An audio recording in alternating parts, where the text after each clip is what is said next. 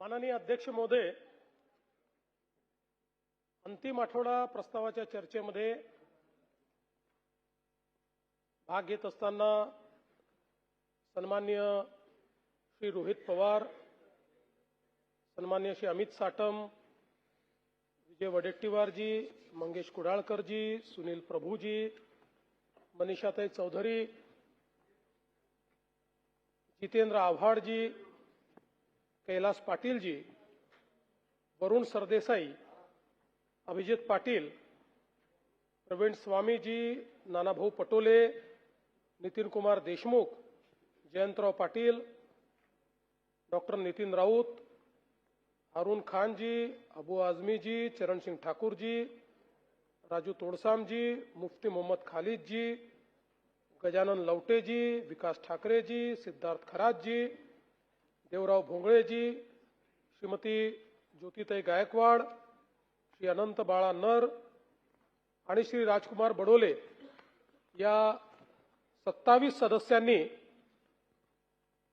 या चर्चेमध्ये भाग घेतला आणि विविध विषयांवर आपलं मत या ठिकाणी मांडलं। खरं म्हणजे आपण कालच सांगितलं की अंतिम आठवडा प्रस्तावामध्ये विरोधी पक्षांनी जवळपास 15 वेगवेगळे डिपार्टमेंट्स या ठिकाणी दिले होते, पण अंतिम आठवडा प्रस्तावाचा मसुदा आणि झालेली भाषणं याच्यामध्ये एक मोठा डिस्कनेक्ट होता। साधारणपणे अंतिम आठवडा प्रस्तावाचा एक आपण मसुदा देतो आणि त्याच्यावर आधारित भाषणं होतात। वेगळे विषय येऊ नये असं नाही आहे, पण त्यातले अनेक विषय हे या ठिकाणी आलेच नाहीत आणि विविध विषयांवर या ठिकाणी भाषण झालं। पण हरकत नाही, शेवटी तो विरोधी पक्षाचा अधिकार आहे आणि या संदर्भात जे काही विषय आले त्यातल्या काही विषयांना मी स्पर्श करेन, काही मुद्दे मांडले आहेत ते मी मांडीत आणि चर्चेच्या निमित्ताने आपण जो ड्राफ्ट दिला होता त्यातनं शासनाची भूमिका स्पष्ट करण्याकरता देखील काही गोष्टी मला मिळालेल्या आहेत, त्यामुळे त्याही मांडण्याचा प्रयत्न मी करेन। काल मी विकृत भोंदू बाबा अशोक खरात यांच्या प्रकरणी एक सविस्तर निवेदन देखील केलेलं आहे। काही सदस्यांनी त्या संदर्भातही आपलं मत व्यक्त केलं आहे। मी त्यांनाही विनंती करेन आणि इतरांनाही विनंती करेन की ज्यांच्याकडे या संदर्भातली काही पण माहिती ही आली असेल तर ती माहिती त्यांनी शासनापर्यंत पोहोचवावी, कारण या प्रकरणाची संपूर्ण पाळंमुळं करून या व्यक्तीला अशा पद्धतीनं आपल्याला दंडित करायचं आहे की अशा पद्धतीनं वागणारे जे लोक आहेत त्यांना कुठेतरी जरब बसली पाहिजे। आणि म्हणून आज खरं तर या प्रकरणाने आपण नेमके कुठे जातो याचा देखील विचार करण्याची वेळ आली आहे।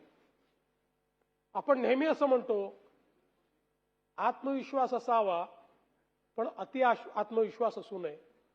तसंच आपण सगळे श्रद्धा मानणारे लोक आहोत, आपण अश्रद्ध लोक नाही आहोत, पण श्रद्धा आणि अंधश्रद्धा यांच्यामध्ये खूप छोटी लाईन आहे आणि ती लाईन ज्यावेळेस व्हायोलेट होते त्यावेळी काय परिस्थिती होते ते या प्रकरणाने आपण बघितलेलं आहे।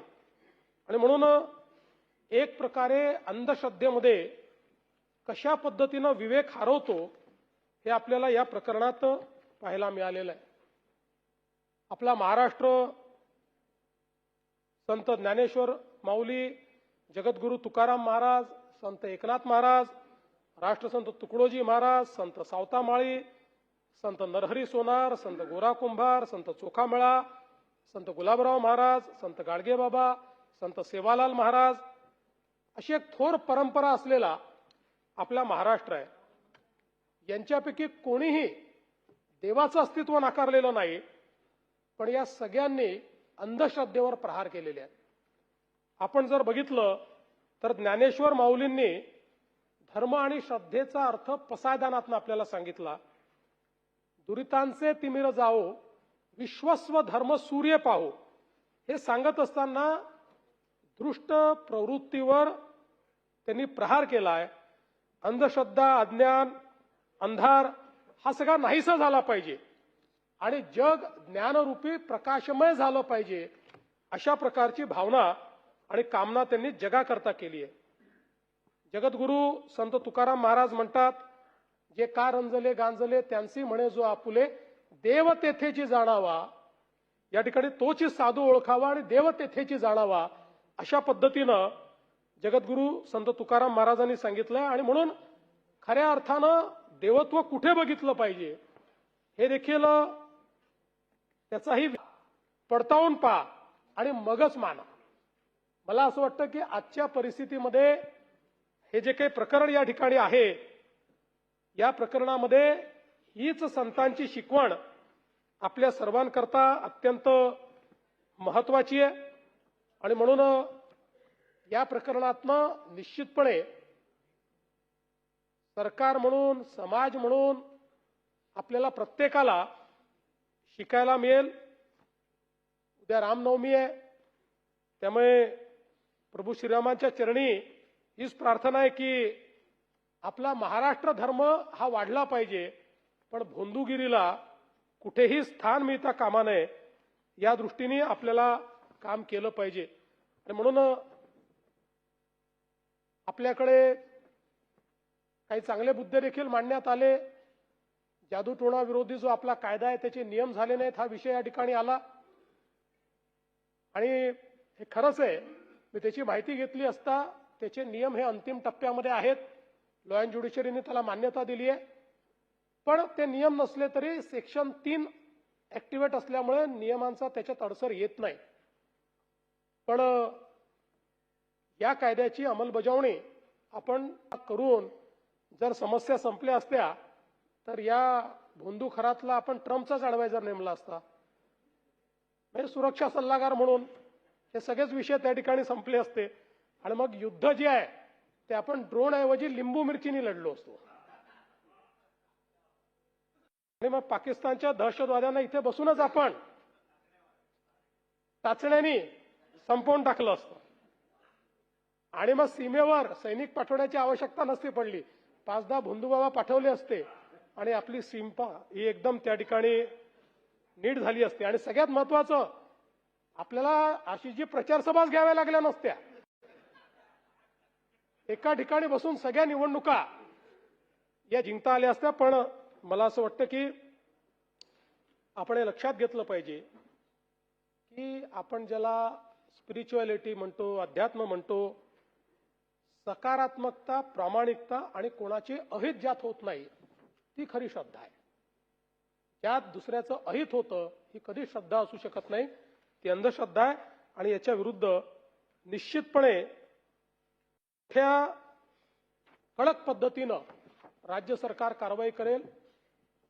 मी काल आपल्याला निवेदन केलं, त्यानंतरही माहिती खूप आली आहे आणि अजून प्रॉपर्टीजचे डिटेल निघतायत, वेगवेगळे कांड बाहेर निघतायत. त्यामुळे मला असं वाटतं की म्हणजे हा शब्द योग्य नाही, पण या ज्या सुरस आणि चमत्कारिक कथा आहेत या अजून काही दिवस जोपर्यंत पूर्ण त्याची चौकशी होत नाही तोपर्यंत सुरू राहतील. आज हे जे काही 15-17 विभाग या ठिकाणी अंतिम आठवडा प्रस्तावामध्ये आले, तर त्यातल्या बहुतांश प्रश्नांची उत्तरं देण्याचा मी प्रयत्न करीन.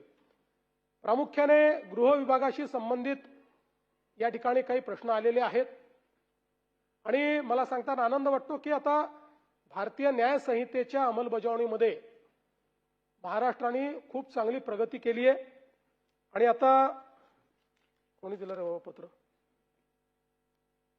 माझी विनंती आहे, असे पत्र मला बोलताना त्याच्यात डिस्टर्बन्स होतो, कशा करता देतात?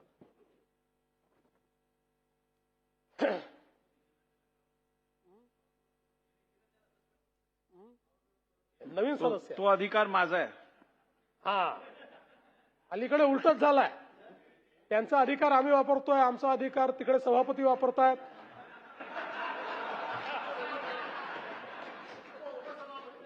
ठीक.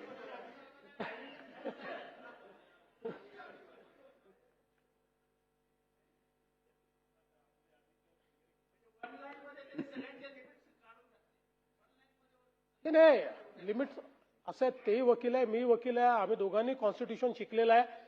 त्यामुळे या ठिकाणी लिमिट्स काय आहे या सगळ्या माहिती आहेत. विधिपालिकेने काय करायचं आहे, कार्यपालिकेने काय करायचं आहे, न्यायपालिकेने काय करायचं आहे, त्याच्या मर्यादा काय आहेत आणि त्याचं ओव्हरलॅपिंग कुठे आहे, या सगळ्या गोष्टी माहिती आहेत. पण या निमित्ताने मला सांगताना आनंद वाटतो की भारतीय न्याय संहितेच्या अंमलबजावणीच्या संदर्भात आता महाराष्ट्र देशामध्ये दुसऱ्या क्रमांकावर पोहोचलेला आहे. आणि ज्या स्टॅट्युटरी गोष्टी या अंमलबजावणीत करायच्या होत्या, कारण या कायद्यांनी आपल्या क्रिमिनल जस्टिस सिस्टीमला आणि आपल्या पोलिसिंगला एक आधुनिकता दिली आहे. आणि म्हणून आता फॉरेन्सिक त्या ठिकाणी टेस्ट असतील, फॉरेन्सिक एव्हिडन्स असेल, टेक्निकल एव्हिडन्स असेल, क्रिमिनल जस्टिस सिस्टीममध्ये गतिशीलता असेल, या गोष्टी याच्यामुळे मोठ्या प्रमाणात झालेल्या आहेत. आणि त्यात आता सुरुवातीच्या काळात इम्प्लिमेंटेशनमध्ये आपण बरंच मागे होतो, पण आता देशामध्ये दुसऱ्या क्रमांकावर आपण आलो. आणि ई साक्ष प्रणाली आता आपण वापरणं सुरू केलंय आणि जवळपास आपण आता 84% केसेसमध्ये ई साक्ष प्रणाली ही वापरतो. हळूहळू संपूर्ण डिजिटाइज्ड पद्धतीनं आपण त्या ठिकाणी साक्षीदाराला समन्स देणं असेल आणि साक्ष असेल, या सगळ्या गोष्टी करणार आहोत.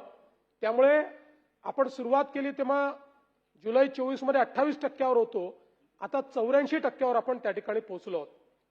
यासोबत एक आपला प्रयत्न आहे की 10 वर्षापेक्षा कमी शिक्षा असलेले जे गुन्हे आहेत, या गुन्ह्यांमध्ये 60 दिवसाच्या आत आरोपपत्र दाखल झालं पाहिजे. आपल्याकडे 2 किंवा 3% केसेसमध्ये आपण 60 दिवसाच्या आत आरोपपत्र दाखल करत होतो.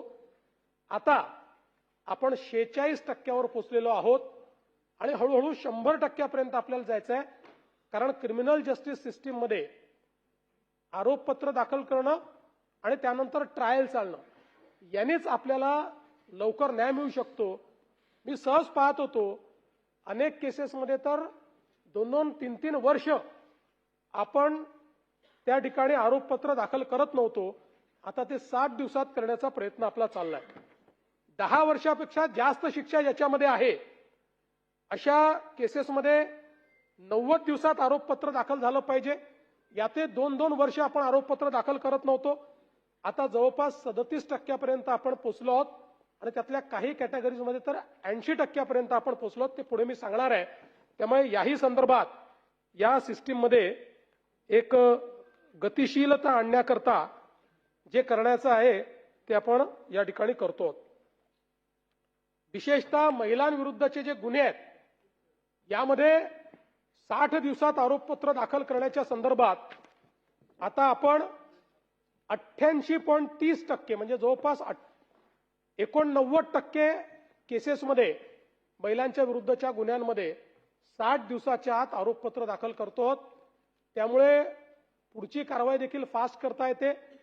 आणि आता BNS कायद्याने सगळ्यात महत्त्वाचं काही केलं असेल तर क्रिमिनल जस्टिस सिस्टीममध्ये आरोपी असो की प्रॉसिक्युशन असो, कोणाच्याही वकिलाला 2 वेळेपेक्षा जास्त ॲडजॉर्नमेंट मागता येत नाही. त्यामुळे आता वेगानं हे खटले निकाली लागतात. आणि म्हणूनच आपण जर बघितलं तर भारतीय नागरिक सुरक्षा संहिता याच्या आधुनिक तरतुदीचा वापर करून पुरावे गोळा करणं याच्यामुळे दोषसिद्धीत मोठी वाढ झालेली आहे. आणि आपण जर या कायद्याच्या अंतर्गत जे आतापर्यंत प्रॉसिक्युशन झालं त्याचा विचार केला तर जुलै 24 ते फेब्रुवारी 26 या कालावधीमध्ये दोषसिद्धीचं प्रमाण 78.14%वर गेलंय आणि एकूण विचार केला तर ते 50%पर्यंत पोहोचलेलं आहे. म्हणजे आपण विचार करा की साधारणपणे 2012-13 साली आपण 8 आणि 9%वर होतो. म्हणजे 100 आरोपींपैकी 8 आरोपींना 9 आरोपींना प्रभूसाहेब आपण मुद्दा मांडला होता शिक्षा व्हायची, 91 सुटून जायचे. तिथपासनं आपण 50%पर्यंत पोहोचलो. पण आता BNS मुळे 78% आपण पोहोचलो आहोत. तथापि आपल्याला मेजर याच्यामध्ये काही चेंज करायचा असेल तर तो सेशन्समध्ये करावा लागेल. सेशन्समध्ये 50% प्रॉसिक्युटर्स हे कोर्टाने अपॉइंट केलेले असतात. त्यामुळे आता कोर्टालाही आम्ही विनंती केलेली आहे की जिथे 100% आपण अपॉइंट करतो तिथला आपला दोषसिद्धीचा दर हा अतिशय चांगला आहे, पण जिथे 50% कोर्ट करताय तिथे दोषसिद्धीचा दर कमी आहे. त्यामुळे आता कोर्टासोबत बैठक घेऊन तिथेही तो दर कसा वाढवता येईल हा प्रयत्न आपण त्या ठिकाणी करणार आहोत. त्यामुळे निश्चितपणे एक मोठं काम या निमित्ताने झालंय. यासोबत आपण जर बघितलं तर 2025 ची 2024 ची तुलना केली तर त्याच्यामध्ये जे प्रमुख गुन्हे आहेत त्याच्यामध्ये घटच झालेली आहे. आपण जर बघितलं तर साधारणपणे खुनाचे गुन्हे 89 ने कमी, दुखापत 1291 ने कमी, विनयभंग 468 ने कमी, डकैती 36 ने कमी, रॉबरी 1146 ने कमी, चोरी 9427 ने कमी, फसवणूक 222 ने कमी, खुनाचा प्रयत्न याच्यामध्ये मात्र 17 ने वाढ आहे. बाकी जे मेजर हेड्स आहेत या सगळ्या हेड्समध्ये या ठिकाणी गुन्ह्यांमध्ये घट झालेला आपल्याला पाहायला मिळतोय. विशेषतः अपहरणाच्या गुन्ह्यांमध्ये ते उघडकीस येण्यात वाढ झालेली आहे आणि अंमली पदार्थांचे गुन्हे उघडकीस येण्यामध्ये लक्षणीय वाढ ही झालेली आपल्याला त्या ठिकाणी पाहायला मिळते. कायदा आणि सुव्यवस्थेवर चर्चा करताना नेहमी एक विषय येत असतो की महिलांच्या संदर्भात या ठिकाणी बेपत्ता महिला किंवा अपहरण झालेल्या महिला अशा प्रकारचा विषय सातत्याने येत असतो.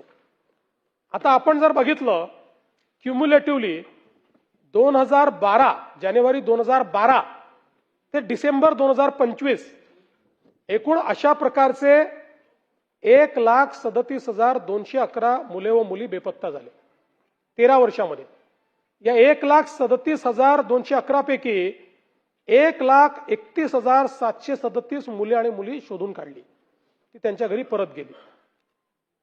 अगदी मुलींचा आपण फक्त विचार केला तर 95,000 मुलींपैकी 91,000 मुली या त्या ठिकाणी निष्पन्न होऊन त्या त्यांच्या घरी पोहोचल्या. आणि महिलांच्या संदर्भातही आपण जर बघितलं तर 48,278 पैकी 36,581 अशा पद्धतीनं जवळपास आता 2025चा आपण विचार केला तर 75% अशा प्रकारच्या गुन्ह्यांमधल्या महिला या परत आलेल्या आहेत. आणि मी मागेही सांगितलं की याचं 2-2.5 वर्षाचं सायकल असतं, त्यामुळे ते आपण 88, 90, 92% पोहोचतो. आणि आपण याच्यामध्येही साधारणपणे 6-8 महिन्यानंतर पोलीस शोध घेणं बंद करतात. पण आता आपण त्या संदर्भात स्पेशल सेल तयार केलाय, प्रत्येक पोलीस स्टेशनचं यानुसार रँकिंग केलेलं आहे आणि दर महिन्याला हायेस्ट डिटेक्शन या बाबतीत करणारं स्टेशन कुठलं आणि लोएस्ट डिटेक्शन करणारं कुठलं हे देखील आपण चिन्हांकित करतो. आणि म्हणून या संदर्भात एक महत्त्वाची आकडेवारी मला आपल्याला सांगायची आहे की जर आपण या आकडेवारीचं विश्लेषण केलं तर हे जे बेपत्ता होत आहेत याची कारणं काय आहेत याचंही विश्लेषण केलं, कारण जे परत येतात त्यांच्याकडनं ते समजतं. आता याच्यामध्ये 56.86% म्हणजे 57% ज्या बेपत्ता होणाऱ्या मुली आहेत त्याचं कारण आहे प्रेम प्रकरण, ज्याच्यामध्ये मग काही लव जिहादची प्रकरणं देखील आहेत. 21.38% कौटुंबिक वाद, 2.12% मानसिक तणाव, 0.07% आजारपण, 0.05% मनोरुग्ण, 0.05% व्यसन, 2.30% शैक्षणिक कारणाने आणि ऍक्च्युअल अपहरण ज्याला आपण म्हणू म्हणजे कोणीतरी अपहरण करून नेलेला आहे ते 1.86%. इतर अज्ञात कारण आहेत बाकी. त्यामुळे ज्याला बोली भाषेत आपण अपहरण म्हणतो अशी संख्या 1.86%. पण सर्वोच्च न्यायालयाच्या निर्णयामुळे आपल्याला या सगळ्यांना जोपर्यंत सापडत नाही तोपर्यंत अपहरणाच्या संज्ञेमध्येच पकडावं लागतं. आणि म्हणून हा नंबर मोठा दिसतो. आणि दर अधिवेशनामध्ये जणू काही आता महाराष्ट्रातल्या मुली या कुठेतरी रोज पळवल्या जात आहेत, अशा प्रकारची ही अवस्था या ठिकाणी होते. आणि महिलांच्या संदर्भातही 38% प्रेम प्रकरण, 37% कौटुंबिक वाद, 0.36% शैक्षणिक, 5.29% या ठिकाणी मानसिक तणाव, 0.66% मनोरुग्ण, 0.75% व्यसन, 1.15% आजार आणि तेवढंच जवळपास 1.5% हे ज्याला आपण बोलीभाषेत अपहरण म्हणतो तशा पद्धतीनं त्यांचं अपहरण होतं. आणि म्हणून मला या निमित्ताने सांगायचंय की हे जे काही आकडे आहेत या आकड्यांच्या संदर्भात माध्यमं देखील ज्यावेळी न्यूज तयार करतात त्यावेळी समाजामध्ये यातनं कुठेतरी एक भीतीचं वातावरण तयार होतं. आणि म्हणून पुन्हा सांगतो, अपहरण ही संज्ञा देण्याकरता जोपर्यंत त्या सापडत नाही तोपर्यंत सर्वोच्च न्यायालयाने सांगितलेलं आहे. आणि म्हणूनच यातल्या जवळपास 90-92% आपल्याला 1.5-2-3 वर्षात निष्पन्न होतात, त्याच वर्षात 75% निष्पन्न होतात. अशा प्रकारची परिस्थिती आहे. बलात्काराच्या संदर्भात देखील आपल्याला याची कल्पना आहे की जवळपास 99% ते उघडकीस येतात. आणि मी यापूर्वीही सांगितलेलं आहे, याही वर्षी तीच परिस्थिती आहे. ओळखीच्या व्यक्तीकडून झालेले बलात्कार एकूण बलात्कारामध्ये 99.31% आहेत. 99.31 म्हणजे अनोळखी बलात्कार हे कमी आहे. समाजामध्ये स्त्रियांना ज्या परिस्थितीला सामोरं जावं लागतं त्याचं हे उदाहरण आहे की कुठेतरी त्यांना लिव्हरेज करून दबावामध्ये आणून किंवा वेगवेगळ्या पद्धतीनं स्त्रियांचं शोषण हे आपल्या समाजामध्ये होतं. आणि म्हणूनच सातत्याने 2012 नंतर एकही वर्ष असं नाही की ज्या वर्षी बलात्कार या संज्ञेखाली म्हणजे डेफिनेशन आहे त्या संज्ञेखाली जे गुन्हे रजिस्टर होतात त्याची संख्या सातत्याने वाढते. पण ती वाढत असताना समाजामध्ये आता लोक ते नोंदवत आहेत हेही महत्वाचं आहे. कारण जवळच्या व्यक्तींनी केलेले हे जे गुन्हे आहेत हे यापूर्वी कदाचित घडत असतील, पण समाजाच्या दबावामुळे, परिवाराच्या दबावामुळे कदाचित ते नोंदवले जात नव्हते. आणि मला या ठिकाणी सांगितलं पाहिजे की बलात्काराच्या केसेसमध्ये 60 दिवसाच्या आत चार्जशीट करणं हे आता 92% केसेसमध्ये आपण केलं आहे, 92% केसेसमध्ये. आणि आपल्याला माहिती आहे आता कोर्टही या संदर्भात फास्ट करताय. म्हणजे अगदी 72 तासामध्ये एक निर्णय कोर्टाने दिला, मागे 9 दिवसांमध्ये निर्णय दिला.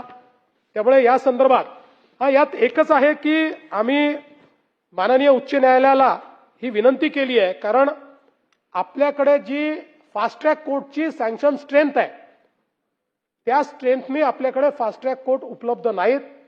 फास्ट ट्रॅक कोर्टचं इन्फ्रास्ट्रक्चर आपण दिलंय, पण ते नेमण्याचे अधिकार हे माननीय उच्च न्यायालयाचे आहे. मी 2 वेळा त्यांना पत्र लिहिलेलं आहे. CJCM मीटिंगमध्ये त्यांच्या लक्षात आणून दिलं की फुल स्ट्रेंथने आमचे फास्ट ट्रॅक कोर्ट्स हे तुम्ही जर सुरू केले नाहीत तर महिलांना विशेषतः न्याय देण्याच्या संदर्भात कुठेतरी आम्ही मागे पडतो. आणि त्याला आता मागच्या काळामध्ये त्यांनीही माननीय चीफ जस्टिस साहेबांनी आता ही प्रक्रिया आम्ही तात्काळ पूर्ण करू असं सांगून त्या ठिकाणी ते फास्ट ट्रॅक कोर्ट सुरू करण्याच्या संदर्भात सूतोवाच केलाय. आज आपण जर बघितलं तर मोठ्या प्रमाणात प्रिव्हेंटिव्ह ऍक्शन आपण करतो. मकोका असेल, तडीपारी असेल, जवळपास 6488 लोकांना तडीपार केलाय, 215 लोकांवर मकोका लावलाय. आणि या संदर्भात आपण जवळपास अवैध शस्त्र यात 5111 लोकांना अटक केलेली आहे. आणि यातनं अगदी मोठ्या प्रमाणात जे काही गुन्हेगार आहेत विशेषतः अंमली पदार्थांच्या संदर्भात यामध्ये फॉरवर्ड लिंकेज, बॅकवर्ड लिंकेज शोधून सौदी अरेबिया, दुबई या सगळीकडनं आपण आरोपी या ठिकाणी निष्पन्न केलेले आहेत. सायबर क्राईमच्या संदर्भात हे खरं आहे की अजूनही सायबर क्राईम मध्ये जी रिकव्हरी आहे ही रिकव्हरी समाधानकारक त्या ठिकाणी नाही. साधारण आपण जर बघितलं तर त्यामध्ये 2025 साली सायबर गुन्ह्यांमध्ये जे नागरिकांचं नुकसान झालं त्या नुकसानीच्या तुलनेत फक्त 10 ते 12% रक्कम आपण रिकव्हर करू शकलो. याचं कारण बाकी सगळी रक्कम ही त्या गोल्डन आवरमध्ये वेगवेगळ्या देशांमध्ये निघून गेली आणि त्याही अशा देशांमध्ये गेली की ज्या देशांशी आपला त्या ठिकाणी व्यवहार नाही. आणि म्हणून आता याच्यात जाणीव जागृती करणं हे जास्त महत्त्वाचं आहे. ती जागृती आपण मोठ्या प्रमाणात करतोय. लगेच आपल्याला जर माहिती मिळाली तर अतिशय रोबस्ट अशा प्रकारची व्यवस्था आपल्याकडे आहे. महाराष्ट्र सायबर सुरक्षा प्रकल्पाच्या अंतर्गत आपण त्या ठिकाणी nodal cyber police station, command and control centre, technology assisted investigation, computer emergency response team, centre of excellence, security operation centre अशा सगळ्या गोष्टी आणलेल्या आहेत. 20 देशांमधून 51 अत्याधुनिक साधनं ही आपण या ठिकाणी आणलेली आहेत. या आपल्या डिजिटल इंजिनिअरिंग अवॉर्ड 2026 मिळालाय आणि सगळ्यात महत्त्वाचं संयुक्त राष्ट्रसंघाच्या सायबर क्राईम परिषदेत top cyber crime project in the world हा बहुमान आपल्या सायबर क्राईम प्रोजेक्टला त्या ठिकाणी मिळालेला आहे. आणि दुबईमध्ये घडलेल्या वर्ल्ड पोलीस समिटमध्ये देखील या उपक्रमाचं कौतुक झालंय. त्यामुळे आता कॅपेबिलिटीत आपली कमतरता नाही आहे. जागृती करून वेळेत लोकांनी रिपोर्टिंग करणं त्याकरता आपण 1045 हा नंबर दिलेला आहे की ज्या नंबरवर जर लगेच कॉल केला तर आपल्या जो आता एवढी सिस्टीम आहे की इमिजिएट सगळे अकाउंट आपण फ्रीज करू शकतो. आणि म्हणून त्याही संदर्भात आपला प्रयत्न चाललाय. विशेषतः डिजिटल अरेस्ट मी मागेही बोललो 2024 मध्ये 410 गुन्हे त्याचे उघडकीस आले आहेत. 2025 मध्ये 322 गुन्हे उघडकीस आले आहेत. हे डिजिटल अरेस्टमध्ये जवळपास सगळे ऑपरेशन्स हे परदेशातनं चाललेले आहेत.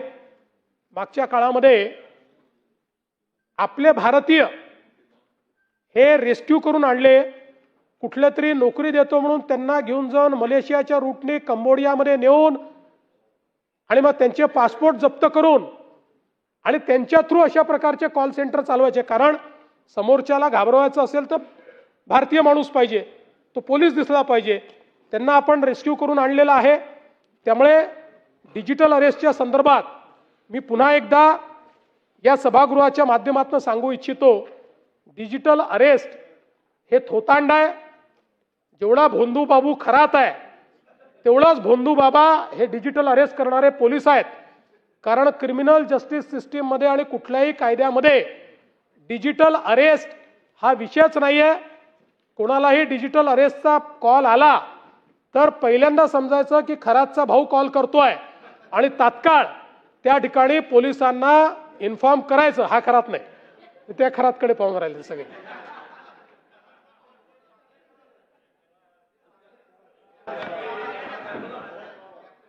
कॅप्टन, अरे कॅप्टन म्हणणे प्रॉब्लेम आहे, कॅप्टन नाहीच आहे.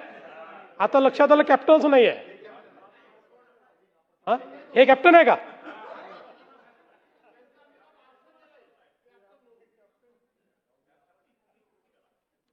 अंमली पदार्थांच्या संदर्भात जवळपास आपण मोठ्या मोहीम या ठिकाणी राबवल्या आणि त्या माध्यमातून खूप मोठ्या प्रमाणात आपण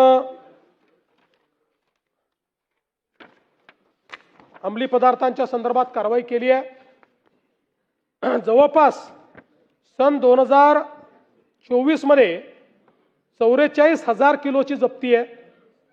2025 मध्ये या ठिकाणी 56,000 किलोची जप्ती आहे आणि जवळपास 24 मध्ये 14,230 आरोपी आणि 25 मध्ये 15,933 आरोपी हे आपण या ठिकाणी अटक केलेले आहेत. आणि जवळपास 5,500 कोटी रुपयाचा मुद्देमाल हा या ठिकाणी हस्तगत करून तो नष्ट करण्याचं काम केलेलं आहे। आणि विशेषतः मला हे सांगितलं पाहिजे की साधारणपणे मी सातत्याने जे सांगतो की नुसतं जो डील करतोय त्याला पकडण्याच्या ऐवजी आता आपण बॅकवर्ड आणि फॉरवर्ड लिंकेज हे शोधून काढतो। आणि एक उदाहरण द्यायचं झालं तर 9/12/2025 क्राईम ब्रँचने घाटकोपर मुंबई इथे कारवाई केली। सलीम शेख आणि रईस शेख यांच्याकडनं 136 ग्रॅम वजनाचा MD हा अंमली पदार्थ प्राप्त केला। जवळपास हे रईस शेख नाही। आणि या गुन्ह्याच्या तपासामध्ये माहिती काढून त्याचं फॉरवर्ड लिंकेज बॅकवर्ड लिंकेजची माहिती काढल्यानंतर याच केसमधनं मुंबई पोलिसांनी साताऱ्यामध्ये कारवाई केली आणि त्या ठिकाणी जवळपास 7 किलो 518 ग्रॅम MD आणि 38 किलो 820 ग्रॅम ओलसर MD जवळपास 7 ते 10 कोटी रुपयाचा माल हा त्या ठिकाणी शोधून काढला। तसंच 26/11/25 रेंज हिल्स पुणे आरोपी तुषार शर्मा याच्या ताब्यात 36,000 रुपयाचा अंमली पदार्थ त्या ठिकाणी मिळून आला। त्याची चौकशी करून ते कुठनं आलाय हिंजवडी पुणे येथे अक्षय मेहर आणि सुमित डेडवाल यांच्या फ्लॅटमध्ये छापा मारला। त्यात कृत्रिम शेतीतून तयार केलेला हायड्रोपोनिक गांजा हा आपण जप्त केला जवळपास 44 कोटी रुपयाचा। असंच मागच्या काळामध्ये वाशी नवी मुंबईमध्ये याकडनं 1 किलोग्राम MD आपल्याला प्राप्त झाली। त्याचं फॉरवर्ड लिंकेज आपण शोधून काढला, बॅकवर्ड लिंकेज शोधून काढला आणि त्यातनं आपल्या कृती दलाने बंगलोरमध्ये जाऊन कारवाई केली आणि त्यातनं 23 किलो 713 ग्रॅम MD 5 कोटी 39 लाख रुपयाचा मुद्देमाल जप्त केला। सांगण्याचा या ठिकाणी एवढाच विषय आहे की आता केवळ आरोपींना पकडणं इतपुरतं आपलं मर्यादित नाही, तर जी काही एक नॅशनल ग्रीड तयार केली आहे त्याचा उपयोग करून त्यांच्याकडे माल कोणाकडनं आला, ज्याच्याकडे आला त्याच्याकडनं कोणाकडे आला असं सोर्सपर्यंत पोहोचण्याचं काम हे सातत्याने आपण करतो। यासोबत जे पोलीस याच्यामध्ये दोषी आहेत आपण त्यांना बडतर्फ करण्याचा निर्णय घेतला। आतापर्यंत अशा केसेसमध्ये 17 पोलिसांना बडतर्फ करण्याचं काम केलेलं आहे। कारण ड्रग्सच्या केसेसमध्ये आपला निर्णय आहे की जे पोलीस इन्व्हॉल्ड असतील त्यांना सस्पेंड नाही, त्यांना थेट बडतर्फ करायचं आहे। अशा पद्धतीनं आपण 17 पोलीस सेवेतनं बडतर्फ केले आहेत। आपण पोलीस दलाची पुनर्रचना केलेली आहे। त्या पुनर्रचनेनंतर आपण एकूण पोलीसमध्ये 2,30,277 पद आहेत। यापैकी 2,06,047 पदं भरलेली आहेत। 24,230 पदं ही रिक्त आहेत। यापैकी जवळपास 16,607 पदांची भरती प्रक्रिया ऑलरेडी सुरू आहे। त्यामुळे पहिल्यांदा अशी परिस्थिती आहे की जवळजवळ जेवढी पदं तेवढी माणसं सातत्याने आपण भरतो आणि पोलीसमध्ये कमीत कमी वॅकन्सी आहे। मला असं वाटतं की कदाचित गृहमंत्री म्हणून जो माझ्या कार्यकाळात जर आपण बघितलं 50,000 पेक्षा जास्त पोलिसांची भरती ही आपण या ठिकाणी केलेली आहे। आणि MPSCच्या माध्यमातूनही PSIची सर्वात मोठी संख्या ही भरण्याचं काम आपण या ठिकाणी केलंय।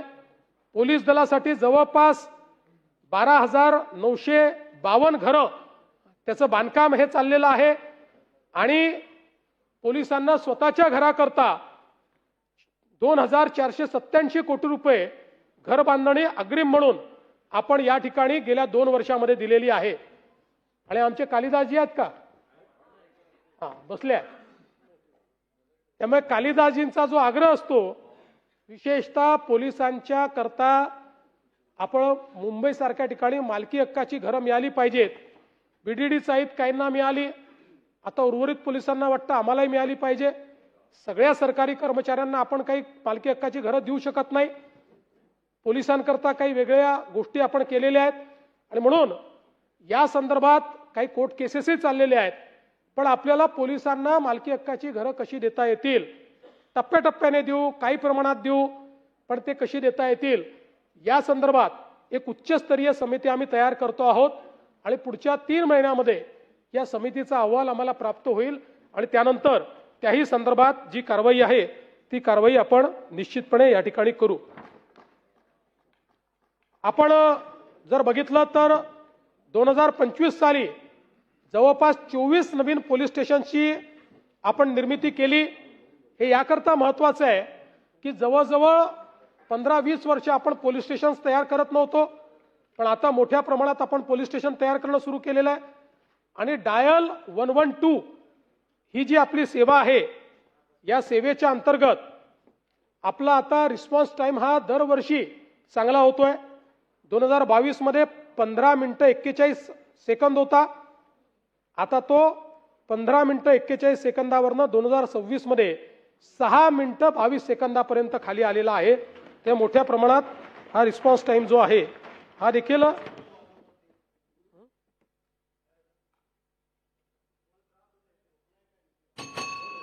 सीसीटीव्ही च्या संदर्भात देखील आता महाराष्ट्रामध्ये आपण महानेत्र अशा पद्धतीनं एक पॉलिसी तयार केली आहे। कारण आपण बघितलं कोणी सीसीटीव्ही लावताय, म्हणजे जिल्ह्यांमध्ये कुठल्याही तालुक्यात लागतायत, काही पोलीस स्टेशनमध्ये लागतायत, त्याचा फीड कोणाला जातोय हे माहिती नाही, त्यामुळे हे इन्फ्रास्ट्रक्चर काही कामी येत नाही आणि म्हणून आता संपूर्ण महाराष्ट्राकरता एक ब्रॉड सीसीटीव्हीचं इन्फ्रास्ट्रक्चर आपण तयार केलंय। याच्यामध्ये integrated command and control system या आपण तयार करणार आहोत आणि यातनं संपूर्ण महाराष्ट्राला कनेक्टेड पद्धतीनं सगळे जे सीसीटीव्ही आहेत याचे जे फीड्स आहेत ते फीड्स कनेक्टेड पद्धतीनं आपल्याला कसे आणता येतील या संदर्भातला आपण प्रयत्न या ठिकाणी केलेला आहे। याच्यामध्ये फेस रिकग्निशन, एनपीआर, सगळ्या प्रकारचे कॅमेरेज कसे टाकता येतील आणि एआयचा उपयोग करून आपल्याला हे संपूर्ण जे नेटवर्क आहे ते नेटवर्क कसं वापरता येईल याचा प्रयत्न करायचा आहे। मला सांगताना आनंद वाटतो की एकट्या मुंबई शहराचा जर आपण विचार केला तर 1,82,362 गुन्ह्यांमध्ये मुंबईमध्ये सीसीटीव्हीमुळे आपल्याला फायदा झालेला आहे आणि 7,248 न्यायालयीन प्रकरणं अशी आहेत की ज्याच्यामध्ये मुख्य पुरावा हा सीसीटीव्ही फुटेज म्हणून मुंबईमध्ये आपण उपलब्ध करून दिला आणि त्याच्या आधारावर कारवाई झालेली आहे। त्यामुळे मोठ्या प्रमाणात आता महानेत्रच्या माध्यमातून हे नेटवर्क आपण उभं करतो आहोत। आता जर आपण विचार केला तर याची संख्या 4 ते 5 पटींनी वाढणार आहे आणि यासोबत खासगी लोकांनीही जे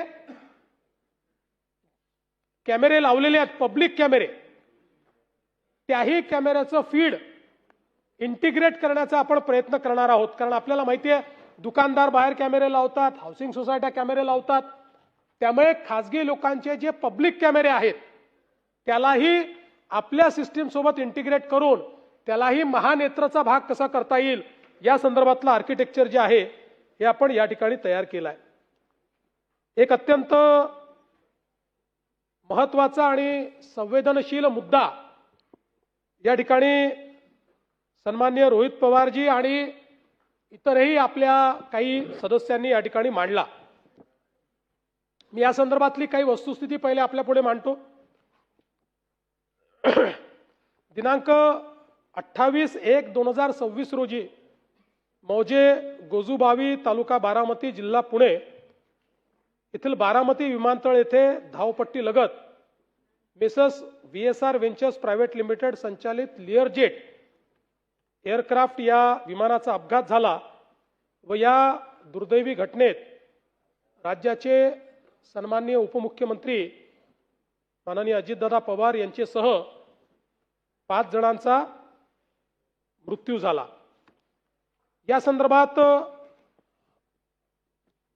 केंद्र सरकारने जी काही SOP आहे त्याप्रमाणे त्यांची कारवाई सुरू केली आणि त्याची चौकशी सुरू केली। राज्य गुन्हे अन्वेषण विभागाकडे आपण देखील चौकशी दिली। राज्य गुन्हे अन्वेषण विभाग यांना 28/1/2026 पोलीस महासंचालकांच्या पत्रान्वये ही चौकशी देण्यात आली आणि सीआयडी याचा तपास हा एसपी दर्जाच्या अधिकाऱ्याला तपासी अधिकारी केलाय आणि त्याच्या माध्यमातून हा तपास चाललेला आहे। आता त्यातली जी काही आतापर्यंतची निरीक्षणं आहेत, अतिमहत्त्वाच्या व्यक्तींच्या हवाई प्रवासाकरता भाडेतत्वावर हवाई वाहनांचा म्हणजे हेलिकॉप्टर आणि विमान पुरवठा करण्यासाठी शासनाने साई एव्हिएशन व aero aircraft sales and chartered private limited या 2 एजन्सीज नियुक्त केल्या आहेत। दिनांक 27/1/2026 रोजी सायंकाळी 7 वाजताच्या सुमारास उपमुख्यमंत्री माननीय अजितदादा पवार यांचा मुंबई ते बारामती हा दौरा निश्चित झाला। या दौऱ्याची माहिती अजितदादा पवार यांचे खासगी सचिवांकडनं aero aircraft sales and chartered private limited या कंपनीच्या प्रतिनिधींना देण्यात आली।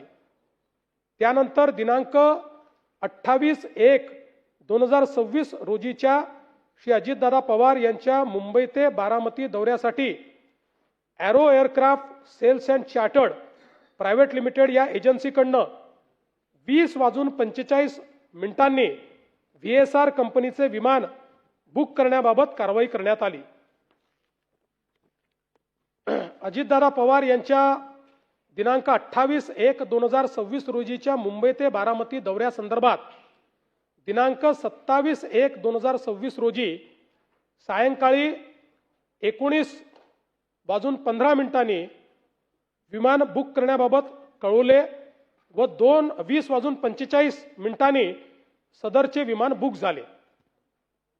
पायलट को पायलट यांची breath analyser test, pilot Sumit Kapoor यांची ब्रेथ एनालायझर टेस्ट दिनांक 28/1/2026 रोजी सकाळी 7:09 व को पायलट शांभवी पाठक यांची ब्रेथ एनालायझर टेस्ट सकाळी 7:13 विमानाच्या उड्डाणापूर्वी करण्यात आली आहे।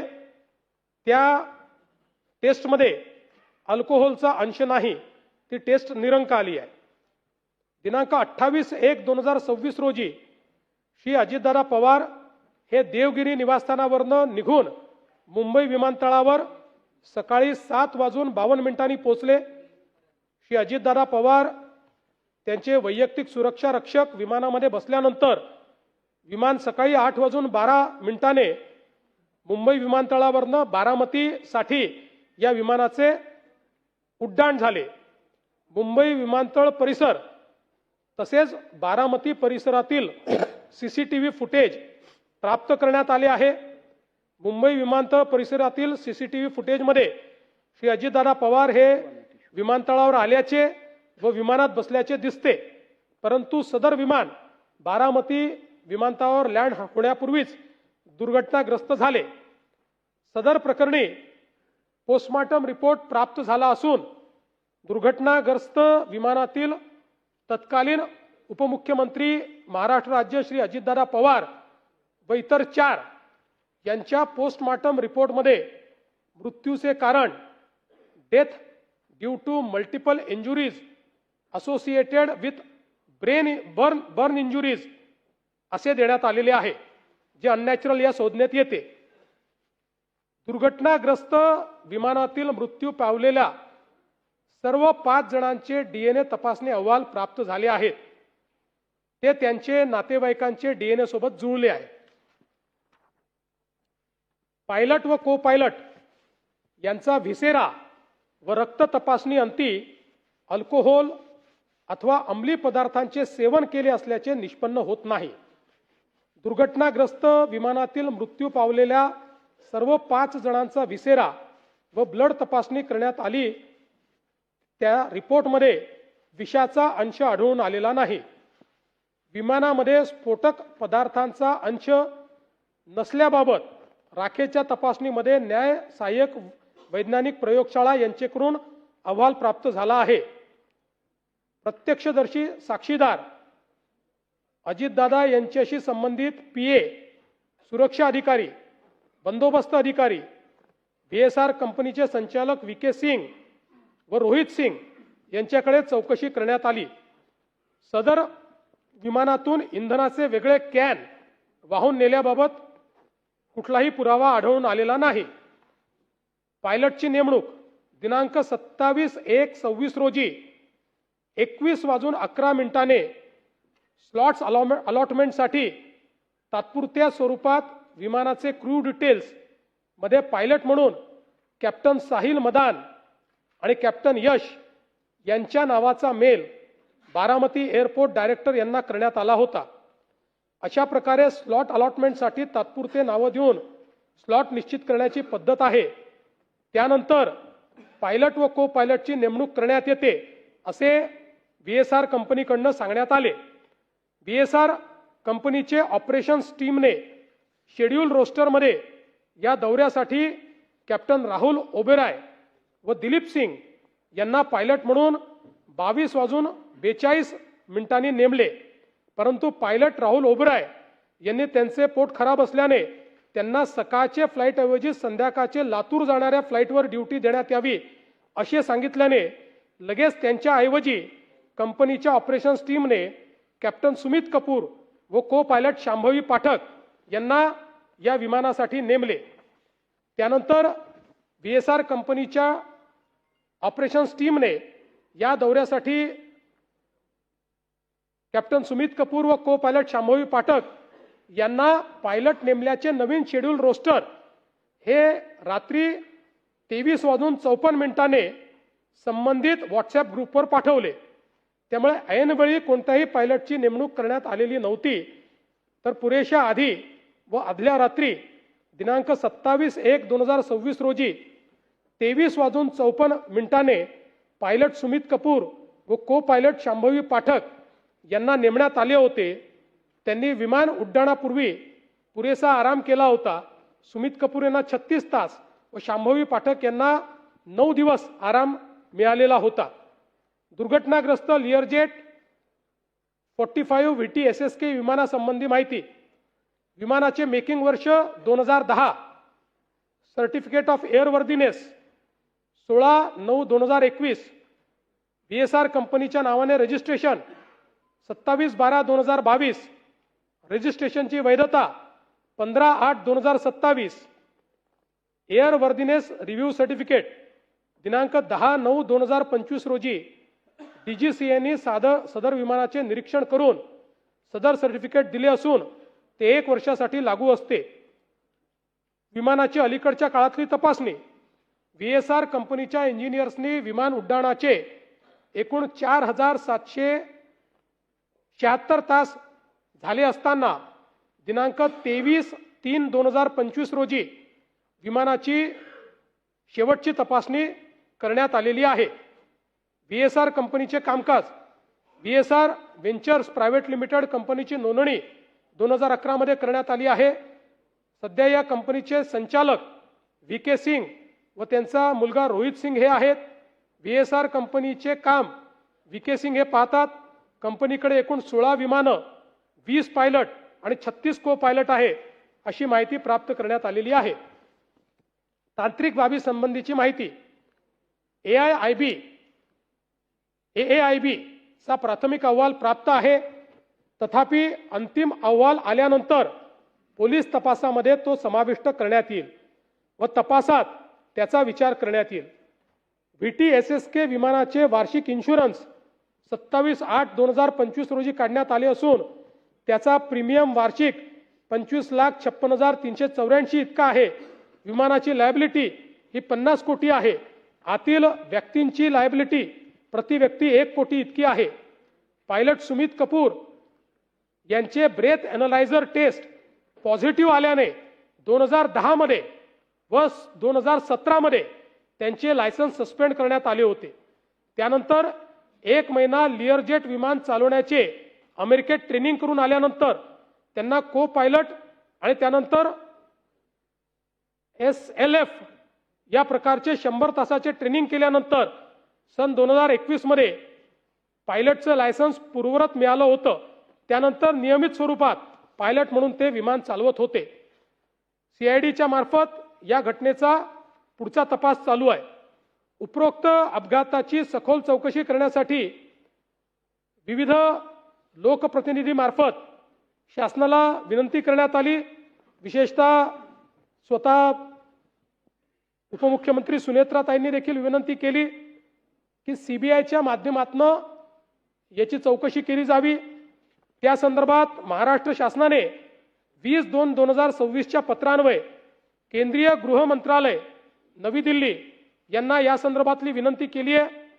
तसंच 6/3/2026 रोजी राज्यातील लोकप्रतिनिधी जनतेच्या भावना लक्षात घेऊन केंद्रीय गृहमंत्री यांच्याकडे देखील सदर प्रकरणाची सर्वसमावेशक, पारदर्शी व कालमर्यादा ठरवलेली चौकशी करण्याची विनंती केलेली आहे. मी स्वतः त्या संदर्भात त्यांच्याशी बोललो आणि CBI चौकशीच्या संदर्भात ते आत्ता जो काही अहवाल आहे त्या अहवालाची वाट पाहत आहेत. तो अहवाल आल्यानंतर त्या संदर्भातली पुढची कारवाई ते करणार आहेत. केंद्र शासनाने या विमानाच्या अपघाताची चौकशी केंद्रीय विमान उड्डयन मंत्रालयाच्या अखत्यारीतील एअरक्राफ्ट ॲक्सिडेंट ब्युरो AIB यांच्यामार्फत AAIB यांच्यामार्फत सुरू केली असून त्याचा प्राथमिक अहवाल AAIBच्या अधिकृत संकेतस्थळावर उपलब्ध आहे. सदर अहवालाच्या आधारे पुढील बाबी निदर्शनास येतात. अपघाताची माहिती मिळताच एअरक्राफ्ट ॲक्सिडेंट इन्व्हेस्टिगेशन ब्युरोचे महासंचालक व इतर 3 अधिकारी यांनी घटनास्थळी त्याच दिवशी 28/1/2026 रोजी तातडीने भेट देऊन पाहणी केली. Directorate general of civil aviation DGCA च्या 3 अधिकाऱ्यांचे स्वतंत्र पथकही घटनास्थळी त्याच दिवशी तपासासाठी दाखल झाले. सदर अपघाताच्या तपासकामी आंतरराष्ट्रीय तांत्रिक सहाय्य देखील घेण्यात आले आहे. त्यानुसार international civil aviation organisation ICAO नियमानुसार national transportation safety board NTSB USA याला या प्रकरणाची सूचना देण्यात आलेली आहे व त्यांची मदत घेण्यात येत आहे. बंबार्डियर हनीवेल या विमानाशी निगडीत तांत्रिक कंपन्या आणि फेडरल एव्हिएशन ॲडमिनिस्ट्रेशन USA यांचे तांत्रिक तज्ज्ञ तपासामध्ये सहभागी केले गेले आहेत. फ्लाइट डेटा रेकॉर्डर SSFDR मधील डेटा डाउनलोड करून AAIB लॅबमध्ये विश्लेषण सुरू आहे. विमानातील कॉकपिट व्हॉइस रेकॉर्डर यामधील डेटा मिळवण्यासाठी NTSBची मदत घेतली जात आहे. सदर अपघाताच्या तपासासाठी aircraft maintenance engineer AME, air traffic controller, aviation medicine specialist या क्षेत्रातील तज्ज्ञांची मदत घेतली जात आहे. एकूणच तपासामध्ये तांत्रिक डेटा विश्लेषण, घटनास्थळ तपासणी, आंतरराष्ट्रीय तज्ज्ञांची मदत, फ्लाइट रेकॉर्डर विश्लेषण आणि हवामान विमानतळ परिस्थितीचा अभ्यास या सर्व बाबींवर विशेष भर देण्यात आला आहे. सदर अपघाताच्या दरम्यान AAIBच्या अहवालानुसार खालील बाबी निदर्शनास आल्या आहेत. बारामती विमानतळावर अधिकृत MET मेट्रोलॉजिकल सुविधा उपलब्ध नाही. VFR उड्डाणासाठी आवश्यक विजिबिलिटी किमान 5000 मीटरपेक्षा जास्त अपेक्षित आहे. तथापि घटनेच्या वेळी विजिबिलिटी 3000 मीटर इतकी होती. विमानतळावर विंडसॉक शिवाय कोणतेही नॅव्हिगेशन उपलब्ध नव्हते. त्यामुळे सदर लँडिंग हे पूर्णपणे व्हिज्युअल रेफरन्सवर अवलंबून होते. विमानतळावर स्वतःची ARFF aircraft rescue and fire fighting सुविधा उपलब्ध नव्हती. सन 2016 नंतर रनवेचे डांबरीकरण झाले नव्हते. तसेच रनवेवर खडी व चिन्हे फिकी झालेली आढळली. बारामती विमानतळ हे अनकंट्रोल्ड एअरफील्ड असणारे आहे. सारांश, सदर प्रकरणाची CID मार्फत चौकशी सुरू असून AAIBचा अंतिम अहवाल प्राप्त झाल्यानंतरच तपासाच्या अंतिम निष्कर्षापर्यंत पोहोचता येईल. सदर प्रकरण सीबीआयकडे मी आधीच सांगितलं की त्याचा पाठपुरावा सुरू आहे. आता या संदर्भात ही जी काही वस्तुस्थिती आहे, या व्यतिरिक्त काही गोष्टी या ठिकाणी समोर आल्या. खरं म्हणजे रोहित पवारजींनी अतिशय भावनिक पद्धतीने हा मुद्दा मांडला आणि निश्चितपणे चेतन तुपेंनी देखील अतिशय चांगल्या पद्धतीने तो मुद्दा मांडला, अनेकांनी मांडला. निश्चितपणे महाराष्ट्राची आणि देशाची आणि अजितदादांवर प्रेम करणाऱ्या प्रत्येक व्यक्तीची ही अपेक्षा आहे की याची नीट चौकशी झाली पाहिजे, यातलं सगळं सत्य हे बाहेर आलं पाहिजे आणि याबद्दल कोणाच्याही मनामध्ये शंका नाही.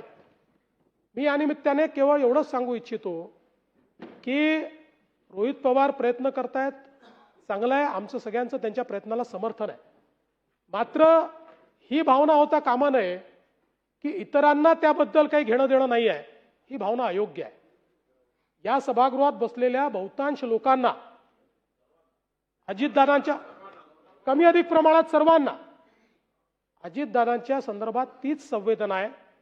प्रत्येकाचं हे मत आहे की याची निष्पक्ष चौकशी झाली पाहिजे. या चौकशीच्या आड कोणीही येता कामा नये. आणि विशेषतः मागच्या काळामध्ये अनेक वेळा राष्ट्रवादी काँग्रेसचे सगळे आमदार 3 वेळा तरी किमान मला येऊन भेटले. चौकशीचं काय चाललेलं आहे, चौकशी सीबीआयची कधी सुरू होणार आहे. त्यांनी मला ही विनंती केली की एकदा आम्हाला सगळ्यांना घेऊन तुम्ही अमितभाईंकडे घेऊन चला. मी त्यांना सांगितलं सभागृह आपलं सेशन संपल्यानंतर मी अमितभाईंची वेळ घेतो, तिथे देखील आपण जाऊ. परिवारातही अनेक वेळा त्या संदर्भातली जी काही चर्चा आहे ती झालेली आहे. त्यामुळे मला असं वाटतं की या संदर्भात प्रत्येकाच्या भावना तेवढ्याच तीव्र आहेत. कदाचित कोणी एक्सप्रेस करतं, कोणी करत नाही. आणि या निमित्ताने एक गोष्ट अजून मला आपल्या निदर्शनास आणून द्यायची आहे. आपण प्रयत्न करतात ही चांगली गोष्ट आहे आणि मी तर तुम्हाला सांगतो राज्य सरकार आपल्या प्रयत्नांमध्ये जिथे जिथे राज्य सरकारचा रोल असेल पॉझिटिव्ह राहील, तिथे मदतच करेल. पण एक महत्त्वाचा मुद्दा आलाय FIRच्या संदर्भात आणि म्हणून आणि आपण जितेंद्रजी तो मुद्दा मांडला म्हणून मी सांगतो, ललिता कुमारीमध्ये जो तुम्ही वारंवार मुद्दा मांडता तो मुद्दा काय आहे? FIR कशा करता? To set law in motion. FIRचा अर्थ काय आहे की कुठली तरी अशी नोंद पाहिजे की ज्या नोंदीने to set law in motion झाला पाहिजे.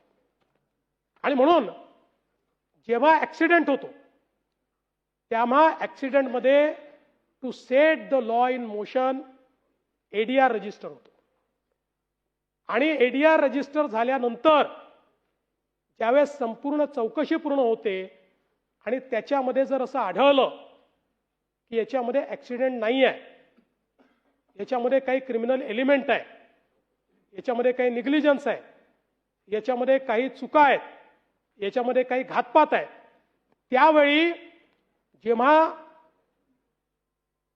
चार्जशीट जाते त्यावेळी हा FIR मध्ये कन्वर्ट होऊन ती चार्जशीट जाते. ADR आणि FIR मध्ये अंतर काही नाही.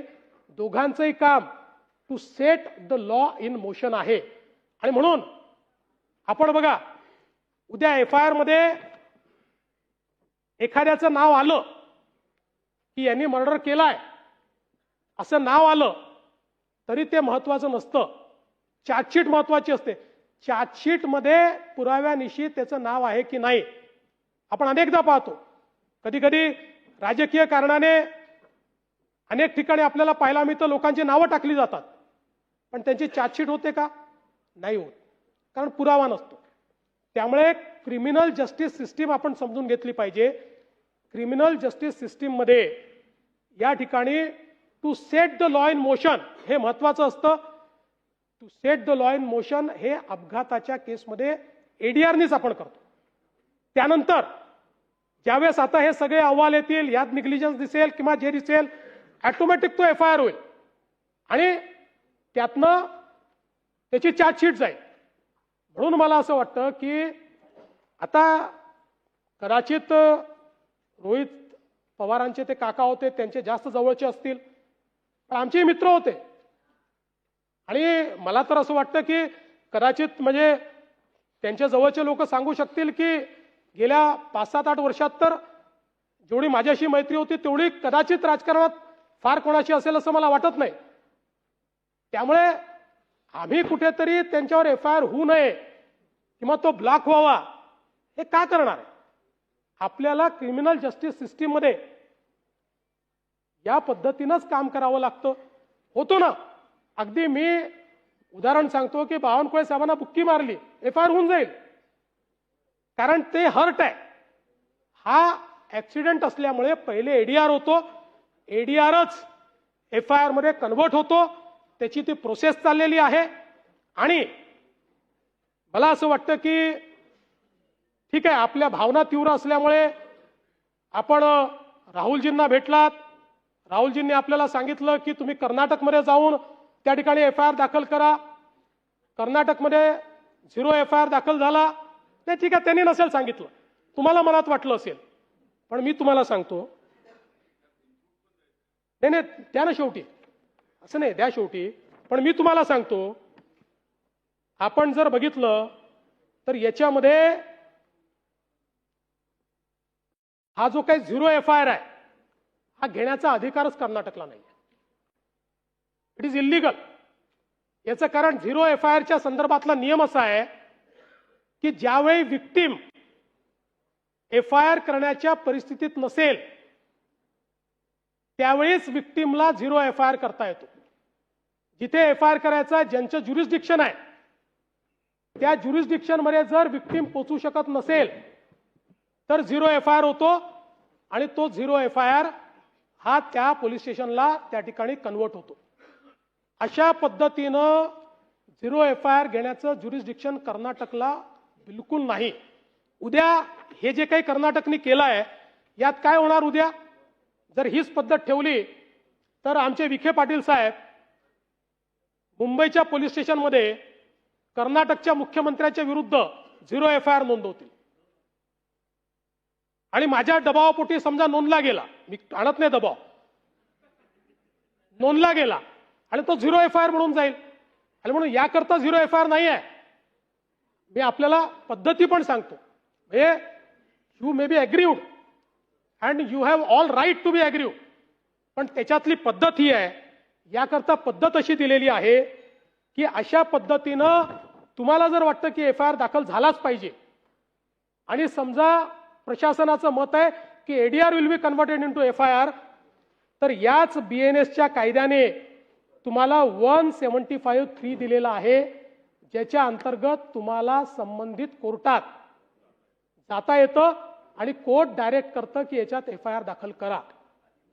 त्यामुळे हा जो काही कर्नाटकने जे काही केलेलं आहे तुमच्या मनात नसेल, पण हे कर्नाटकने राजकीय दृष्ट्या महाराष्ट्रामध्ये इन्व्हेस्टिगेशन नीट चाललेलं नाही, कुठेतरी इन्व्हेस्टिगेशन डिरेल करण्यात येत आहे, कुठल्या तरी दबावाखाली इन्व्हेस्टिगेशन चाललंय.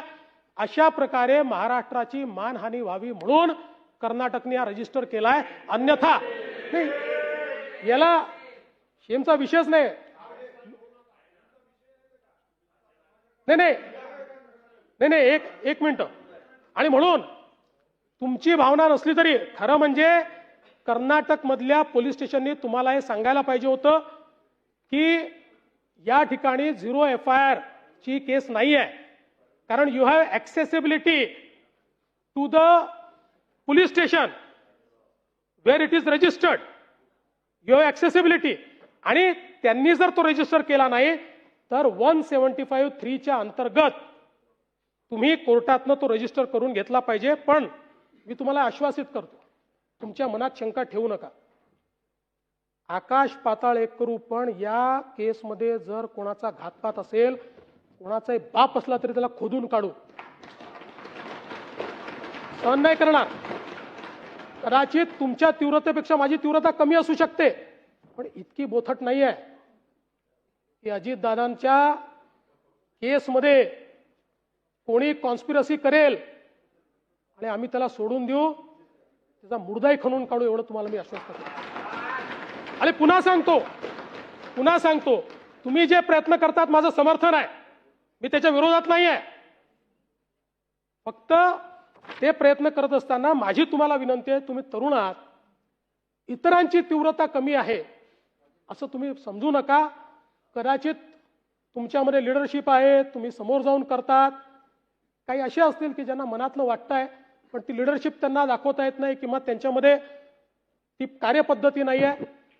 आणि म्हणून मी पुन्हा एकदा या निमित्ताने सांगतो की या संपूर्ण इन्व्हेस्टिगेशनमध्ये जे जे करावं लागेल, आणि आपल्याला माहिती आहे, आपण स्वतः मला पत्र दिल्यानंतर आपण त्याचा उल्लेख केला, जसंच्या तसं मी ते पत्र केंद्र सरकारला पाठवलं आणि केंद्र सरकारकडे त्याचा पाठपुरावा मी करतोय.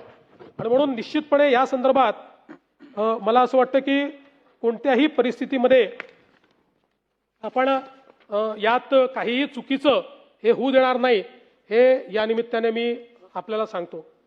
खरं म्हणजे कायदा आणि सुव्यवस्थेच्या संदर्भात बोलत असताना नानाभाऊ नाही आहेत. नानाभाऊंनी नरेंद्र मेहतांचा काहीतरी भूमाफिया म्हणून पत्र आलं आहे अशा पद्धतीनं काहीतरी विषय मांडला. आपल्या सदनाचे सदस्य आहेत. मला नानाभाऊंना एवढंच सांगायचं आहे, ते भूमाफिया असतील, तसा पुरावा असेल माझ्याकडे द्या, मी त्यांच्यावर कारवाई करायला तयार आहे. पण कोणीतरी काहीतरी पत्र लिहित आहे म्हणून सभागृहात उद्या मी वडेट्टीवारांना भूमाफिया म्हणायचं, वडेट्टीवारांनी मला भूमाफिया म्हणायचं, असं थोडी चालणार आहे. काहीतरी पुरावा असला पाहिजे ना. कोणी महसूल मंत्र्यांनी म्हटलेलं आहे, मागे त्यांना सांगितलं की हे चुकीचे तुम्ही पुरावे घेऊन येताय. आणि दरवेळेस ते विषय मांडल्यानंतर शेवटी या सभागृहातल्या प्रत्येक व्यक्तीचं काही ना काही तर त्याची इब्रत आहे, इज्जत आहे. आणि मी सांगतो ना, त्यांच्याकडे पुरावा असेल, नरेंद्र मेहता माझ्या पक्षाचे असले तरी पहिला त्यांच्यावर कारवाई करणारा मी असेल.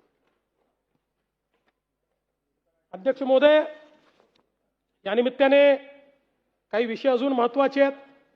विशेषतः महाराष्ट्रामध्ये साखर उद्योगाच्या संदर्भात एक प्रश्न निर्माण झालेला आहे. आणि विशेषतः आता यावर्षी एकूणच FRP देणं आणि त्यानंतर पुढचा सीझन या ठिकाणी कसा होईल असा प्रश्न निर्माण झालाय. जे काही FRPचे रेट्स वाढलेले आहेत आणि MSP न वाढल्यामुळे साखर कारखान्यांच्या समोर एक मोठी अडचण या ठिकाणी निर्माण झाली आहे. आणि म्हणून या संदर्भात एक बैठक राज्य सरकारच्या वतीनं घेण्यात आली होती. आणि त्या बैठकीमध्ये असा निर्णय झालेला आहे की या संदर्भात काही प्रश्न हे केंद्र सरकारच्या अखत्यारीत आहेत. त्याकरता पुढच्या आठवड्यामध्ये केंद्र सरकारमध्ये वेळ घ्यायचा आणि केंद्रासमोर त्या बाबी मांडायच्या. आणि यासोबत यावेळची आपत्कालीन परिस्थिती पाहता या ठिकाणी साखर उद्योगाला राज्य सरकारच्या वतीनं मदत करण्याचा निर्णय देखील आपण घेतलेला आहे.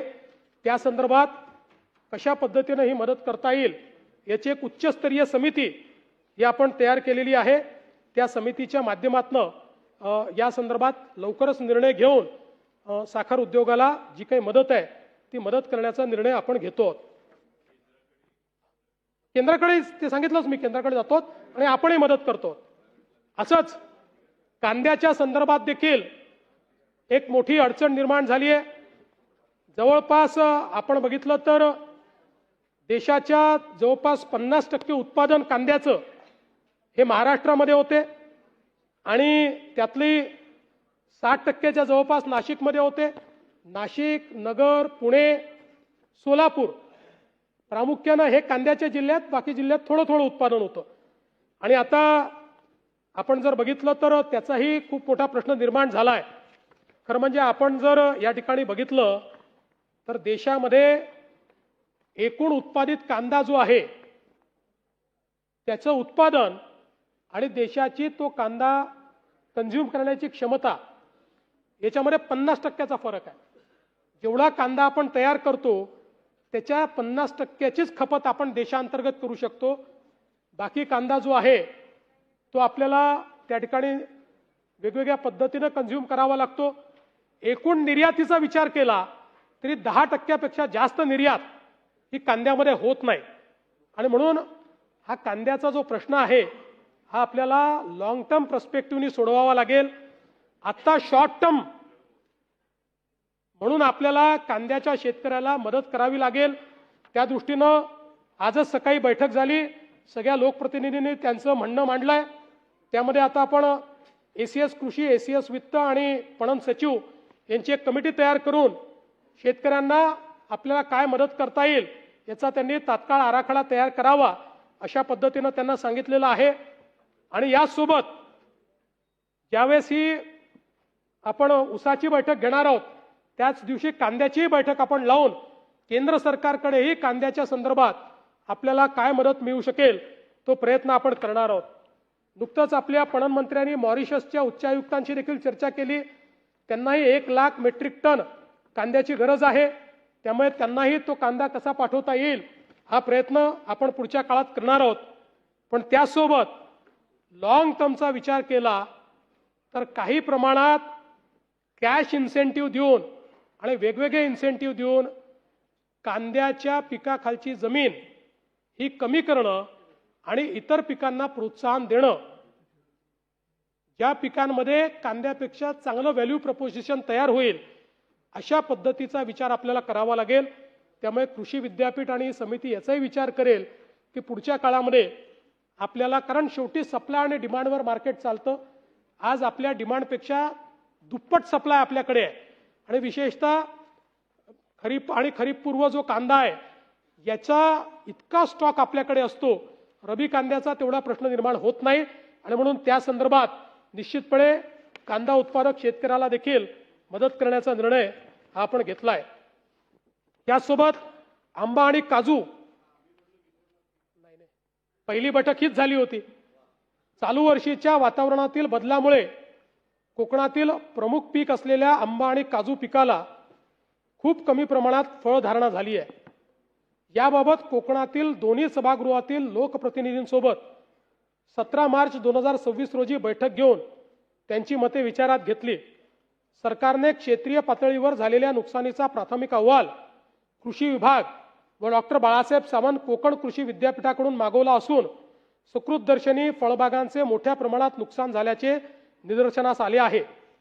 आंबा पिकाबाबत कोकणात पालघर, ठाणे, रायगड, रत्नागिरी व सिंधुदुर्ग या जिल्ह्यांमध्ये आंबा पिकाखाली 1,24,571 हेक्टर क्षेत्र लागवडीखाली आहे.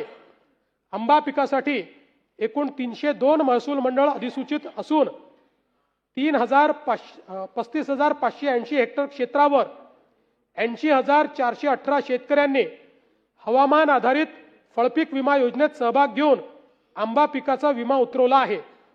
आंबा पिकासाठी सद्यस्थितीत फळपीक विमा योजनेअंतर्गत नुकसानीचे कमी तापमान व जास्त तापमान हे ट्रिगर हिट झाले असून त्यासाठी कोकणातील साधारण 302 पैकी 155 महसूल मंडळात नुकसान भरपाई देय झाली आहे.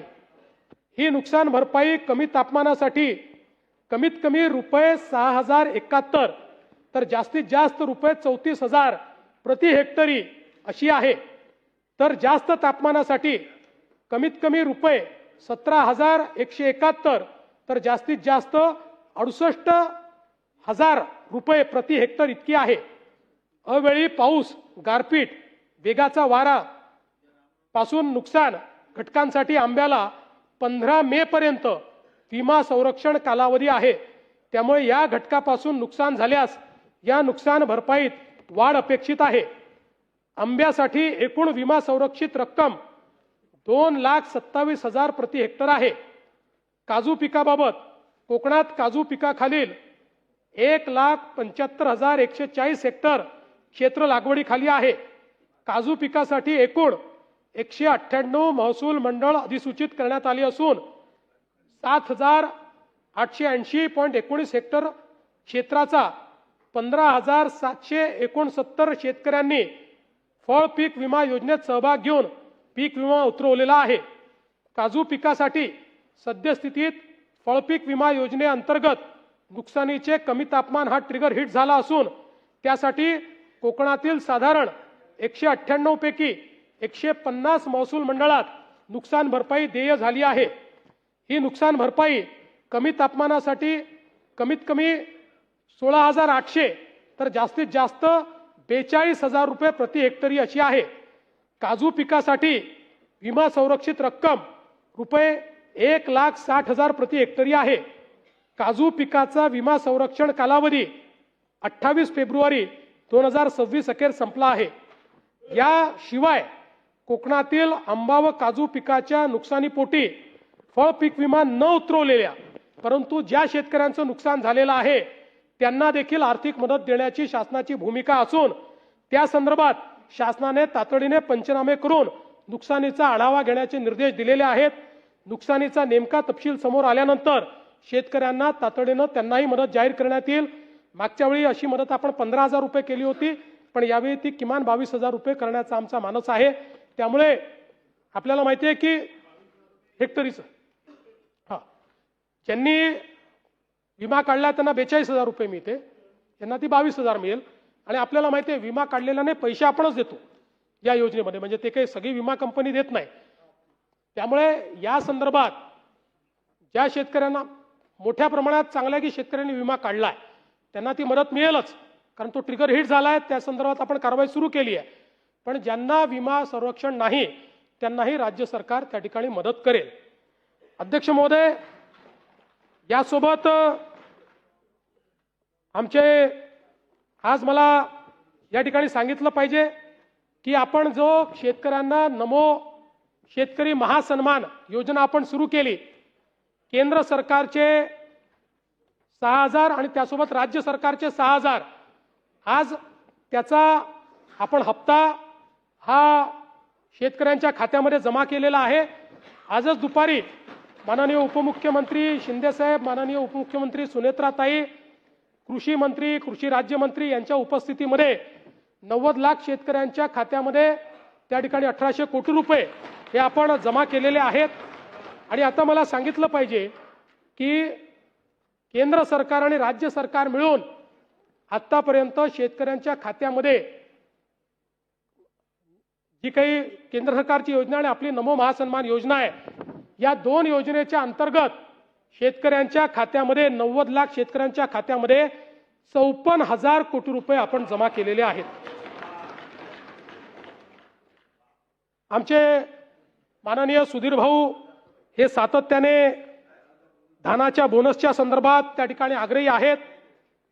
सुधीर भाऊ, मी आपल्याला एवढं सांगतो, तत्वतः धानाला बोनस द्यायला आमची मान्यता आहे।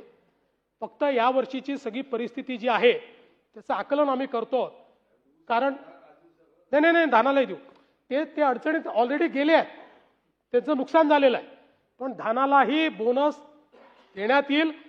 त्याचा जो क्वांटम आहे आणि जी पद्धती आहे या संदर्भात लवकरच आम्ही निर्णय घेऊन पण धानाला बोनस देण्याचा निर्णय हा राज्य सरकारने निश्चितपणे या ठिकाणी घेतलेला आहे। अध्यक्ष महोदय, काही वडेट्टीवार साहेबांनी यशवंत थोरात या कीर्तनकाराचा विषय मांडला, त्याच्यावर कारवाई आपण केली आहे। बीडचा विषय मांडला, त्याचाही आपण कारवाई झालेली आहे। संगमनेरमध्ये अल्पवयीन मुलीवर ॲसिड हल्ला करण्यात आलेला आहे। फॉर्च्युनेटली हे ॲसिड सम पदार्थ होता, म्हणजे त्यात 4%च त्या ठिकाणी नुकसान झालंय, पण घटना गंभीर आहे आणि त्यामुळे त्याच्यामध्येही कारवाई आपण केली आहे।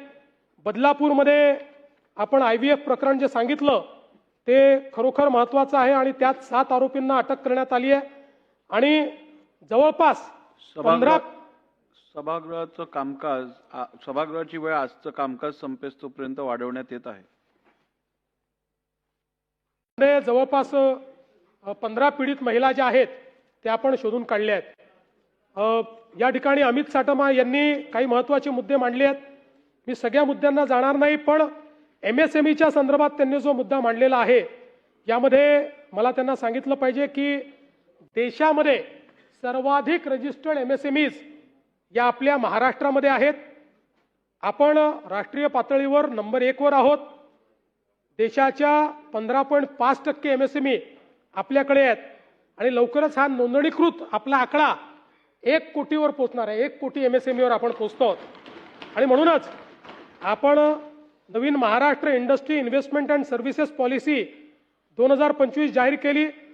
या धोरणानुसार आता आपण MSME करता स्वतंत्र धोरण जाहीर केलेलं आहे आणि पहिल्यांदा महाराष्ट्रामध्ये स्वतंत्र MSME आयुक्तालय आपण तयार केलं आहे. त्यामुळे पुढच्या काळामध्ये MSME करता मोठ्या प्रमाणात आपण प्रयत्न करू. आपण परकीय गुंतवणुकीचं सांगितलेलंच आहे. आपण एक महत्त्वाचा मुद्दा मांडला आहे ऑरेंज इकॉनॉमीच्या संदर्भात.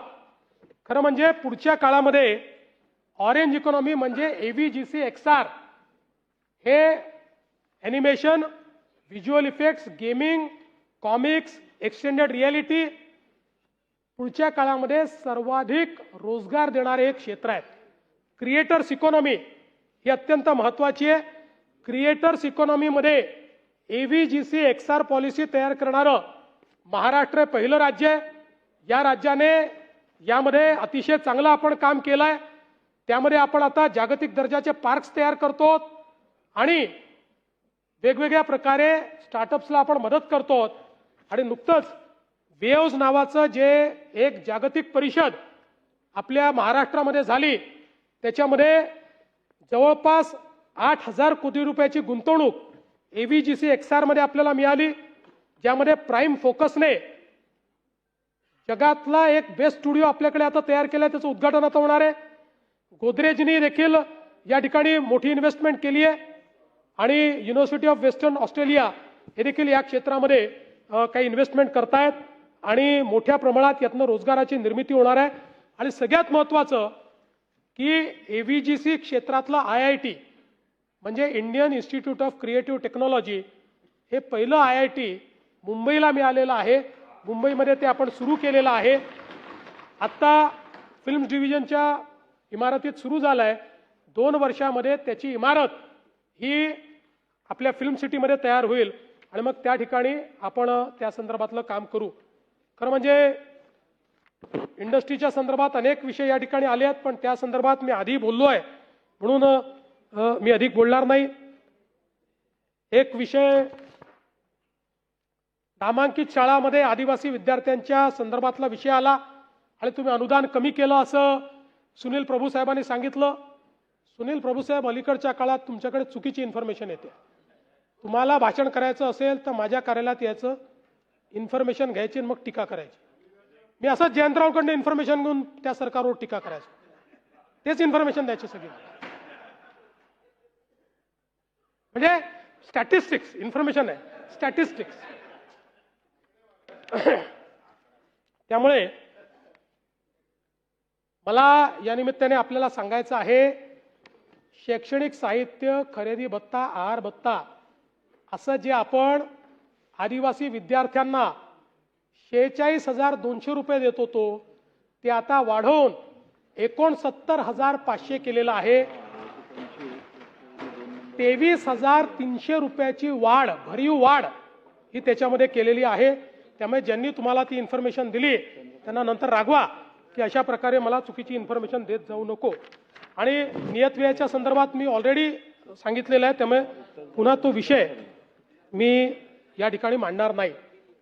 त्यासोबत एक महत्त्वाचा विषय हा पर्यावरणाच्या संदर्भातला या ठिकाणी आदित्यजी तुम्ही मांडला, अनेक सदस्यांनी या ठिकाणी मांडला, सुनील प्रभूंनी मांडला.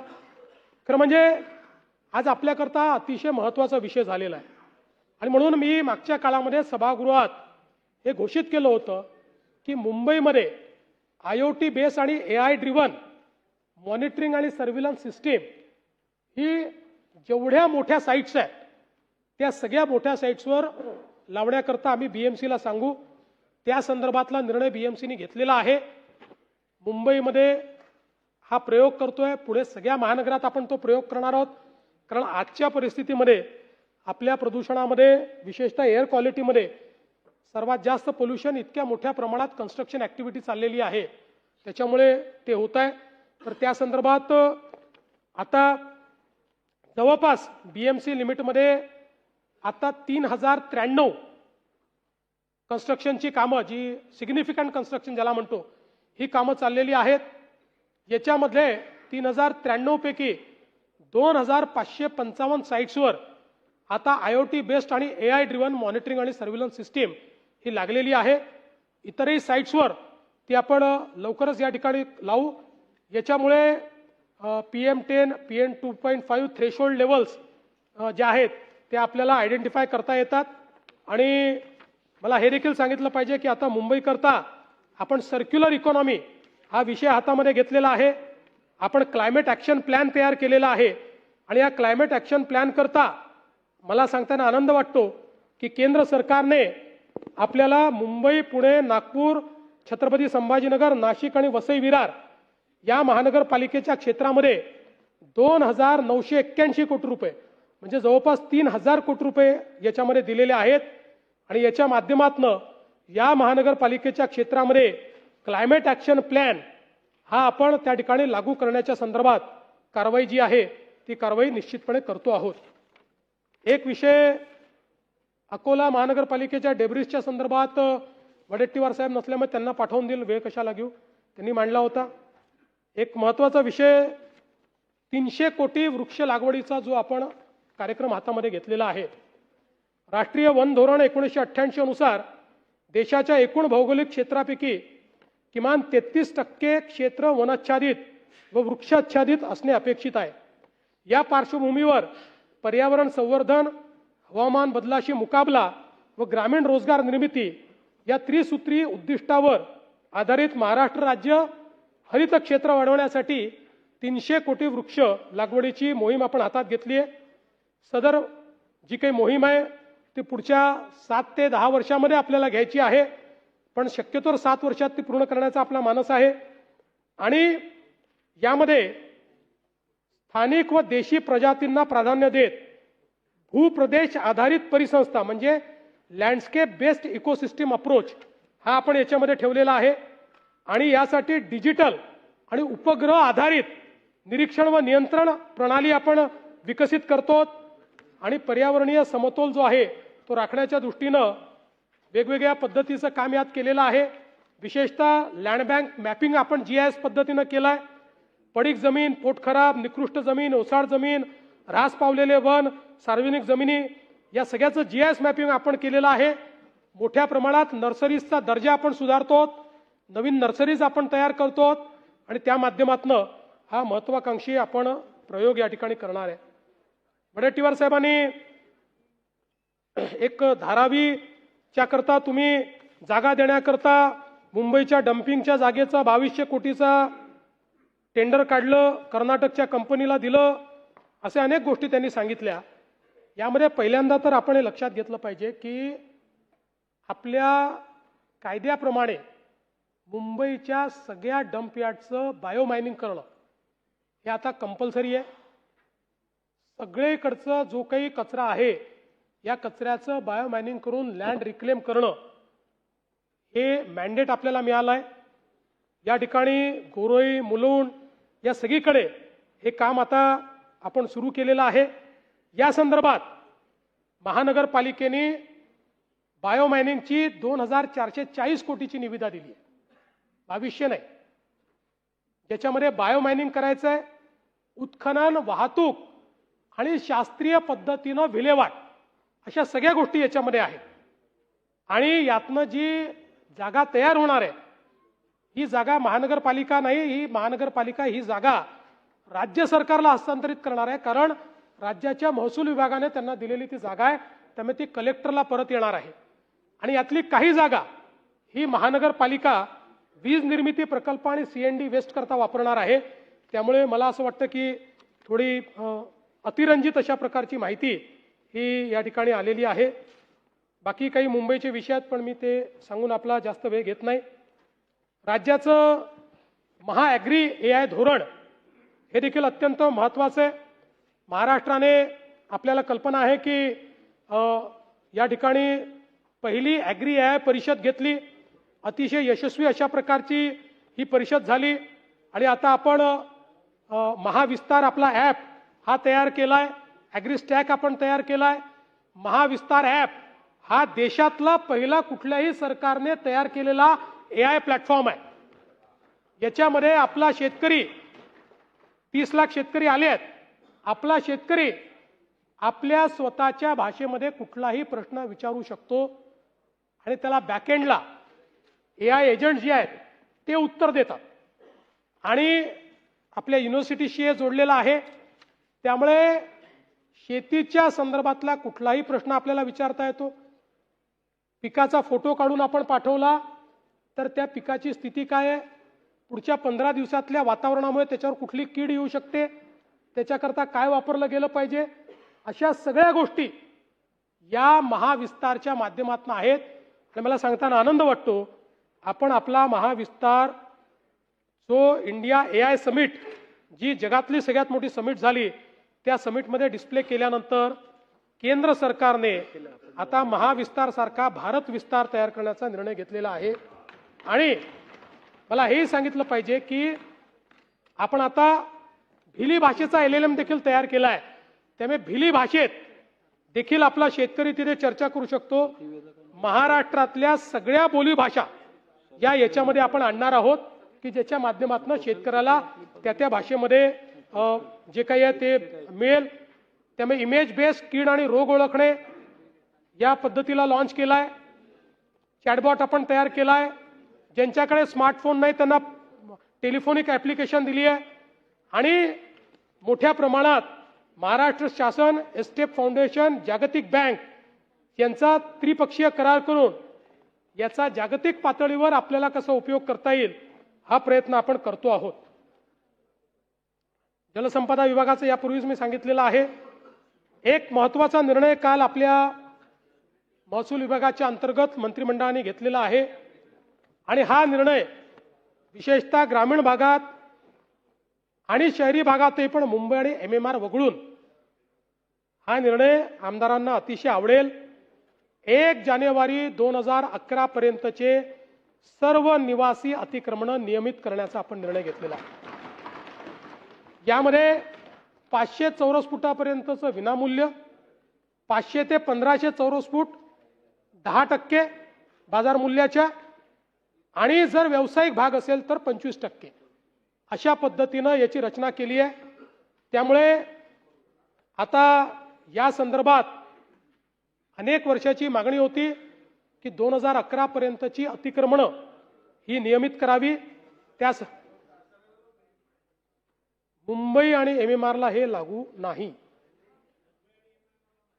कारण इथे जागेची कमतरता आहे ना, बाकी ठिकाणी जागा आहे. गायरांचं जे आहे ते गायरान जमिनीमध्ये ती जमीन ग्रामपंचायतला हस्तांतरित करून त्यांनी प्रधानमंत्री आवास योजनेत त्याला मान्यता द्यायची.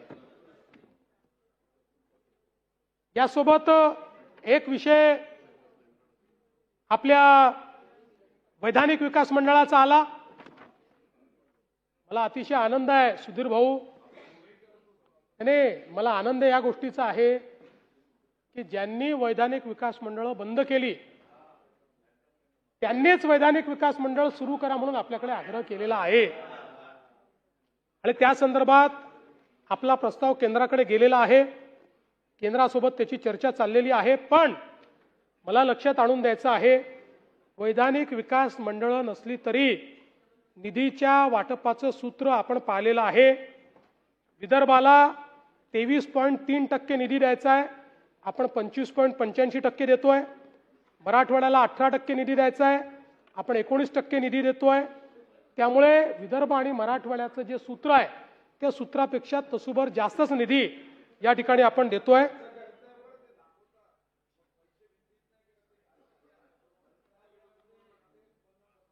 त्या संदर्भात मी माजी अर्थमंत्री सुधीर भाऊ मुनगंटीवार यांचं मार्गदर्शन घेऊन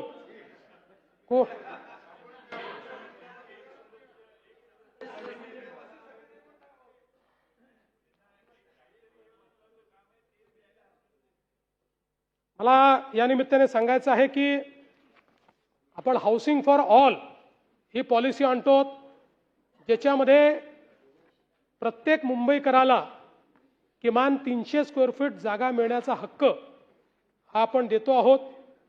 आणि या अंतर्गत जे भाडेकरू आहेत, म्हणजे मुंबईत काही वेळा भाडूच म्हणतात, पण ते भाडूच शब्द चांगला वाटत नाही, त्याला काय म्हणायचं दुसरा शब्द, भाडेकरू म्हणते, टेनंट. हा, टेनंट. हा, या सगळ्यांचा इन्क्ल्युजन याच्यामध्ये आपण करत आहोत. आणि या संदर्भात वेगवेगळ्या पद्धतीनं LIG, AWS वगैरे अशा सगळ्या गोष्टी त्याच्यामध्ये इन्क्लूड करून मुंबईतला जो सामान्य मुंबईकर आहे त्याला आपण निश्चितपणे दिलासा देतो. नदी प्रदूषणाच्या संदर्भातल्या विषयाला गोदावरीचा विषय विशेषतः मांडला गेला. सिंहस्थ कुंभमेळ्याच्या दृष्टीने नियोजन करण्यासाठी नाशिक महानगरपालिकेच्या मलनिस्सारण प्रकल्पास सार्वजनिक खासगी भागीदारी तत्वावर राबविण्यासाठी नगर विकास विभागाने शासन निर्णयान्वये 1482 कोटी रुपयाच्या प्रकल्पाला मान्यता दिली आहे. याच्या संदर्भातलं कार्यादेश देण्यात आलेला आहे. 24 महिन्यात हे काम आपण पूर्ण करणार आहोत आणि नाशिकमध्ये गोदावरीमध्ये जाणारं सगळं पाणी हे ट्रीट होऊनच गेलं पाहिजे अशा प्रकारचा प्रयत्न हा आपण या ठिकाणी करणार आहोत. बोललो ना आदिवासी विभाग, सांगितलं मी तेही घेतलेलं आहे, पंढरपूरचंही घेतलेलं आहे. जलयुक्त शिवार आता मी त्याची माहिती आपल्याला देत नाही, पण आपण जे जलयुक्त शिवार अभियान 2.0 घेतलेलं आहे यामध्ये पहिल्या टप्प्यात 5858 गावं घेतली आहेत. याच्या प्रस्तावित आराखड्यात जवळपास 1,40,168 कामं अभिसरणासह आपण घेतली आहेत. या कामांची एकूण किंमत 4,137 कोटी रुपये आहे. आज अखेरपर्यंत जवळपास 79% कामं पूर्ण झालेली आहेत. 1,834 कोटी रुपये अभिसरणासह आपण त्या ठिकाणी दिले आहेत. वित्तीय वर्ष 25-26 या वित्तीय वर्षात 532 कोटी रुपये तरतूद आहे व यामध्ये जवळपास आता उरलेली जी काही तरतूद आहे ती पण देण्यात येते आणि सन 26-27 मध्ये 550 कोटी रुपये याकरता तरतूद जी आहे ती करण्यात आलेली आहे. आदिवासी विकास विभागाचा आपल्याला नंतर पाठवून देतो, अधिक वेळ आपला या ठिकाणी घेत नाही.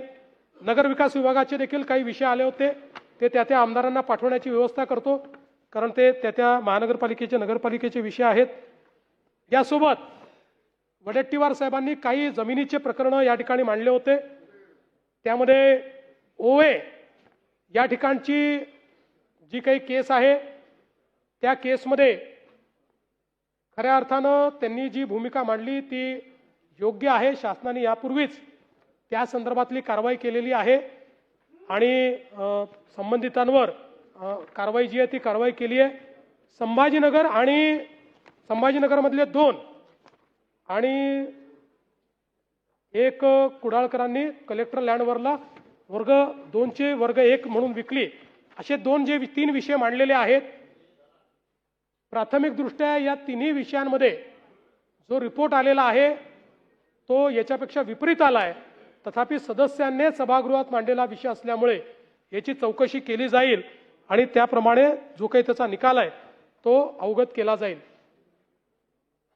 सामाजिक न्यायाच्या अंतर्गत काही खरेदीच्या विषयातला विषय आला होता. त्याही संदर्भात खूप मोठी नोट आहे, मी वाचून आपला वेळ घेत नाही. पण आपण प्रवेशित विद्यार्थ्यांना शालेय गणवेश घेण्यासाठी आधार संलग्न बँक खात्यात DBT द्वारे जमा करतो आणि त्या अन्वये आपण जवळपास 4,20,07,200 इतका निधी हा DBTच्या माध्यमातून जमा केलेला आहे. दिव्यांग विभागामध्ये खोटे प्रमाणपत्र देऊन शासनाच्या नोकरीमध्ये फसवणूक झाल्याचा मुद्दा आहे, ही वस्तुस्थिती आहे. या संदर्भात चौकशी झालेली आहे, कारवाई सुरू आहे आणि आता दिव्यांग कल्याण विभागाने अतिशय चांगली वेबसाईट तयार केलेली आहे. प्रत्येकाला त्याच्यावर रजिस्टर करायचं आहे. प्रत्येकाचं सर्टिफिकेट हे तपासलं जाणार आहे आणि तपासून पुढच्या काळामध्ये डिजी लॉकर सारखी व्यवस्था आपण उभी करणार आहोत, ज्यातनं अशा प्रकारचे जे घोटाळे आहेत ते घोटाळे या ठिकाणी होणार नाहीत. ते चेक करू आपण. त्यानंतर तो विषय मी आपण बोललात तो पडताळून पाहिला, पण आत्ताच्या रूल्समध्ये ते परमिसिबल नाही, त्यांना आपल्याला घेता येणं शक्य नाही. रस्त्यांच्या संदर्भात मागच्याही काळामध्ये मी बोललो आहे, त्यामुळे त्याबद्दल मी सांगत नाही. पण आपण strengthening tertiary healthcare delivery medical education system and nursing system in Maharashtra असा एक प्रकल्प सुरू केलेला आहे. राज्यात वैद्यकीय महाविद्यालय, अध्यापन रुग्णालय आणि परिचर्या महाविद्यालयांची उभारणी करून आरोग्य व्यवस्थेचे बळकटीकरण करणे आणि टर्शरी केअरमध्ये आरोग्य सुविधा व गुणवत्ता उभारणे हा याचं उद्दिष्ट आहे. जवळपास याच्याकरता केंद्र शासन आणि जपानचं जायका यांच्या दरम्यान 3,708 कोटी रुपये आपल्याला जायकाच्या माध्यमातून मिळणार आहे. याच्यामध्ये हे पैसे जे आहेत त्याचा व्याजदर हा 2.70% आहे आणि जवळपास पुढच्या 9 वर्षामध्ये हे सगळे पैसे आपल्याला वापरायचे आहेत. परतफेडीचा कालावधी 30 वर्ष आहे आणि त्याच्यामध्ये 10 वर्ष मोरेटोरियम आहे. त्यामुळे पुढच्या 10 वर्ष एकही पैसा आपल्याला द्यायचा नाही आणि म्हणून अतिशय कमी पैशामध्ये आपल्याला हे लोन मिळालं आहे. याच्यामध्ये 4 शासकीय वैद्यकीय महाविद्यालयांचं बांधकाम, 10 शासकीय नर्सिंग महाविद्यालयांचं बांधकाम, 3 नवीन BSc नर्सिंग महाविद्यालयांचं बांधकाम, 12 शासकीय वैद्यकीय महाविद्यालयांमध्ये यंत्रसामुग्री खरेदी आणि भारत जपान शैक्षणिक देवाणघेवाण, संयुक्त संशोधन, मनुष्यबळ विकास आणि रुग्णालय व्यवस्थापन या सगळ्या कामे या ठिकाणी कामं करण्यात येणार आहेत. ज्यामध्ये शासकीय वैद्यकीय महाविद्यालय वर्धा, पालघर, रत्नागिरी आणि अहिल्यानगर याला निधी देण्यात येणार आहे.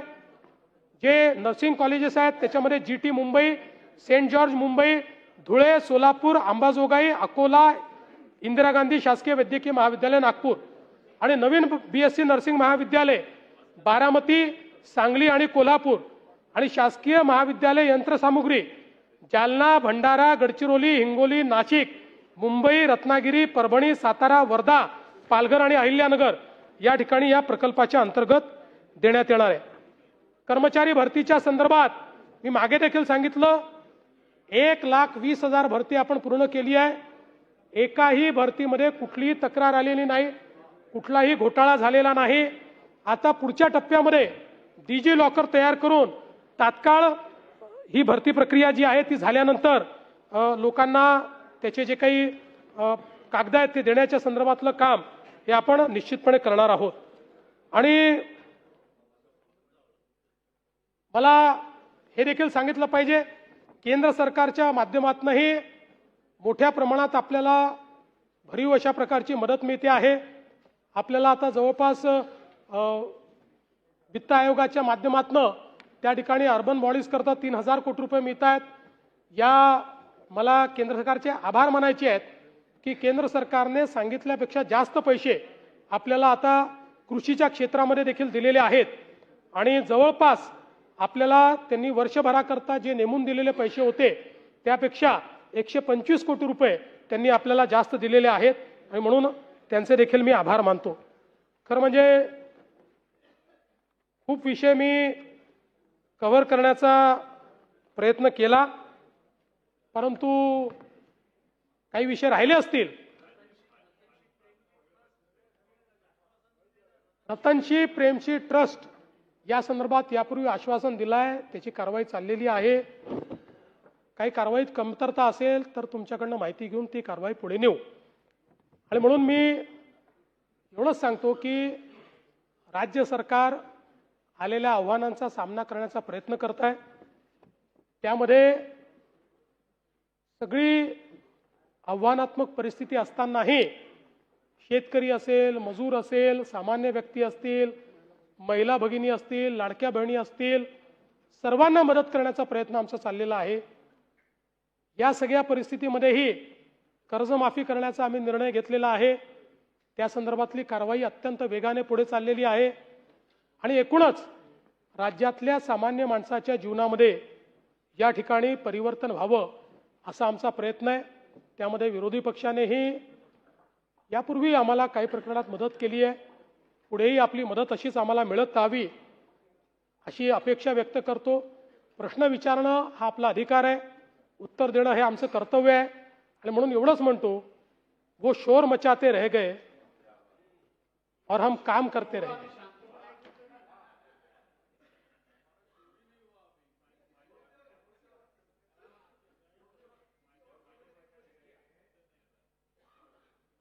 अरे तुम्ही सगळ्यात जास्त वेळ तर खरातवरच बोलले, मग काय.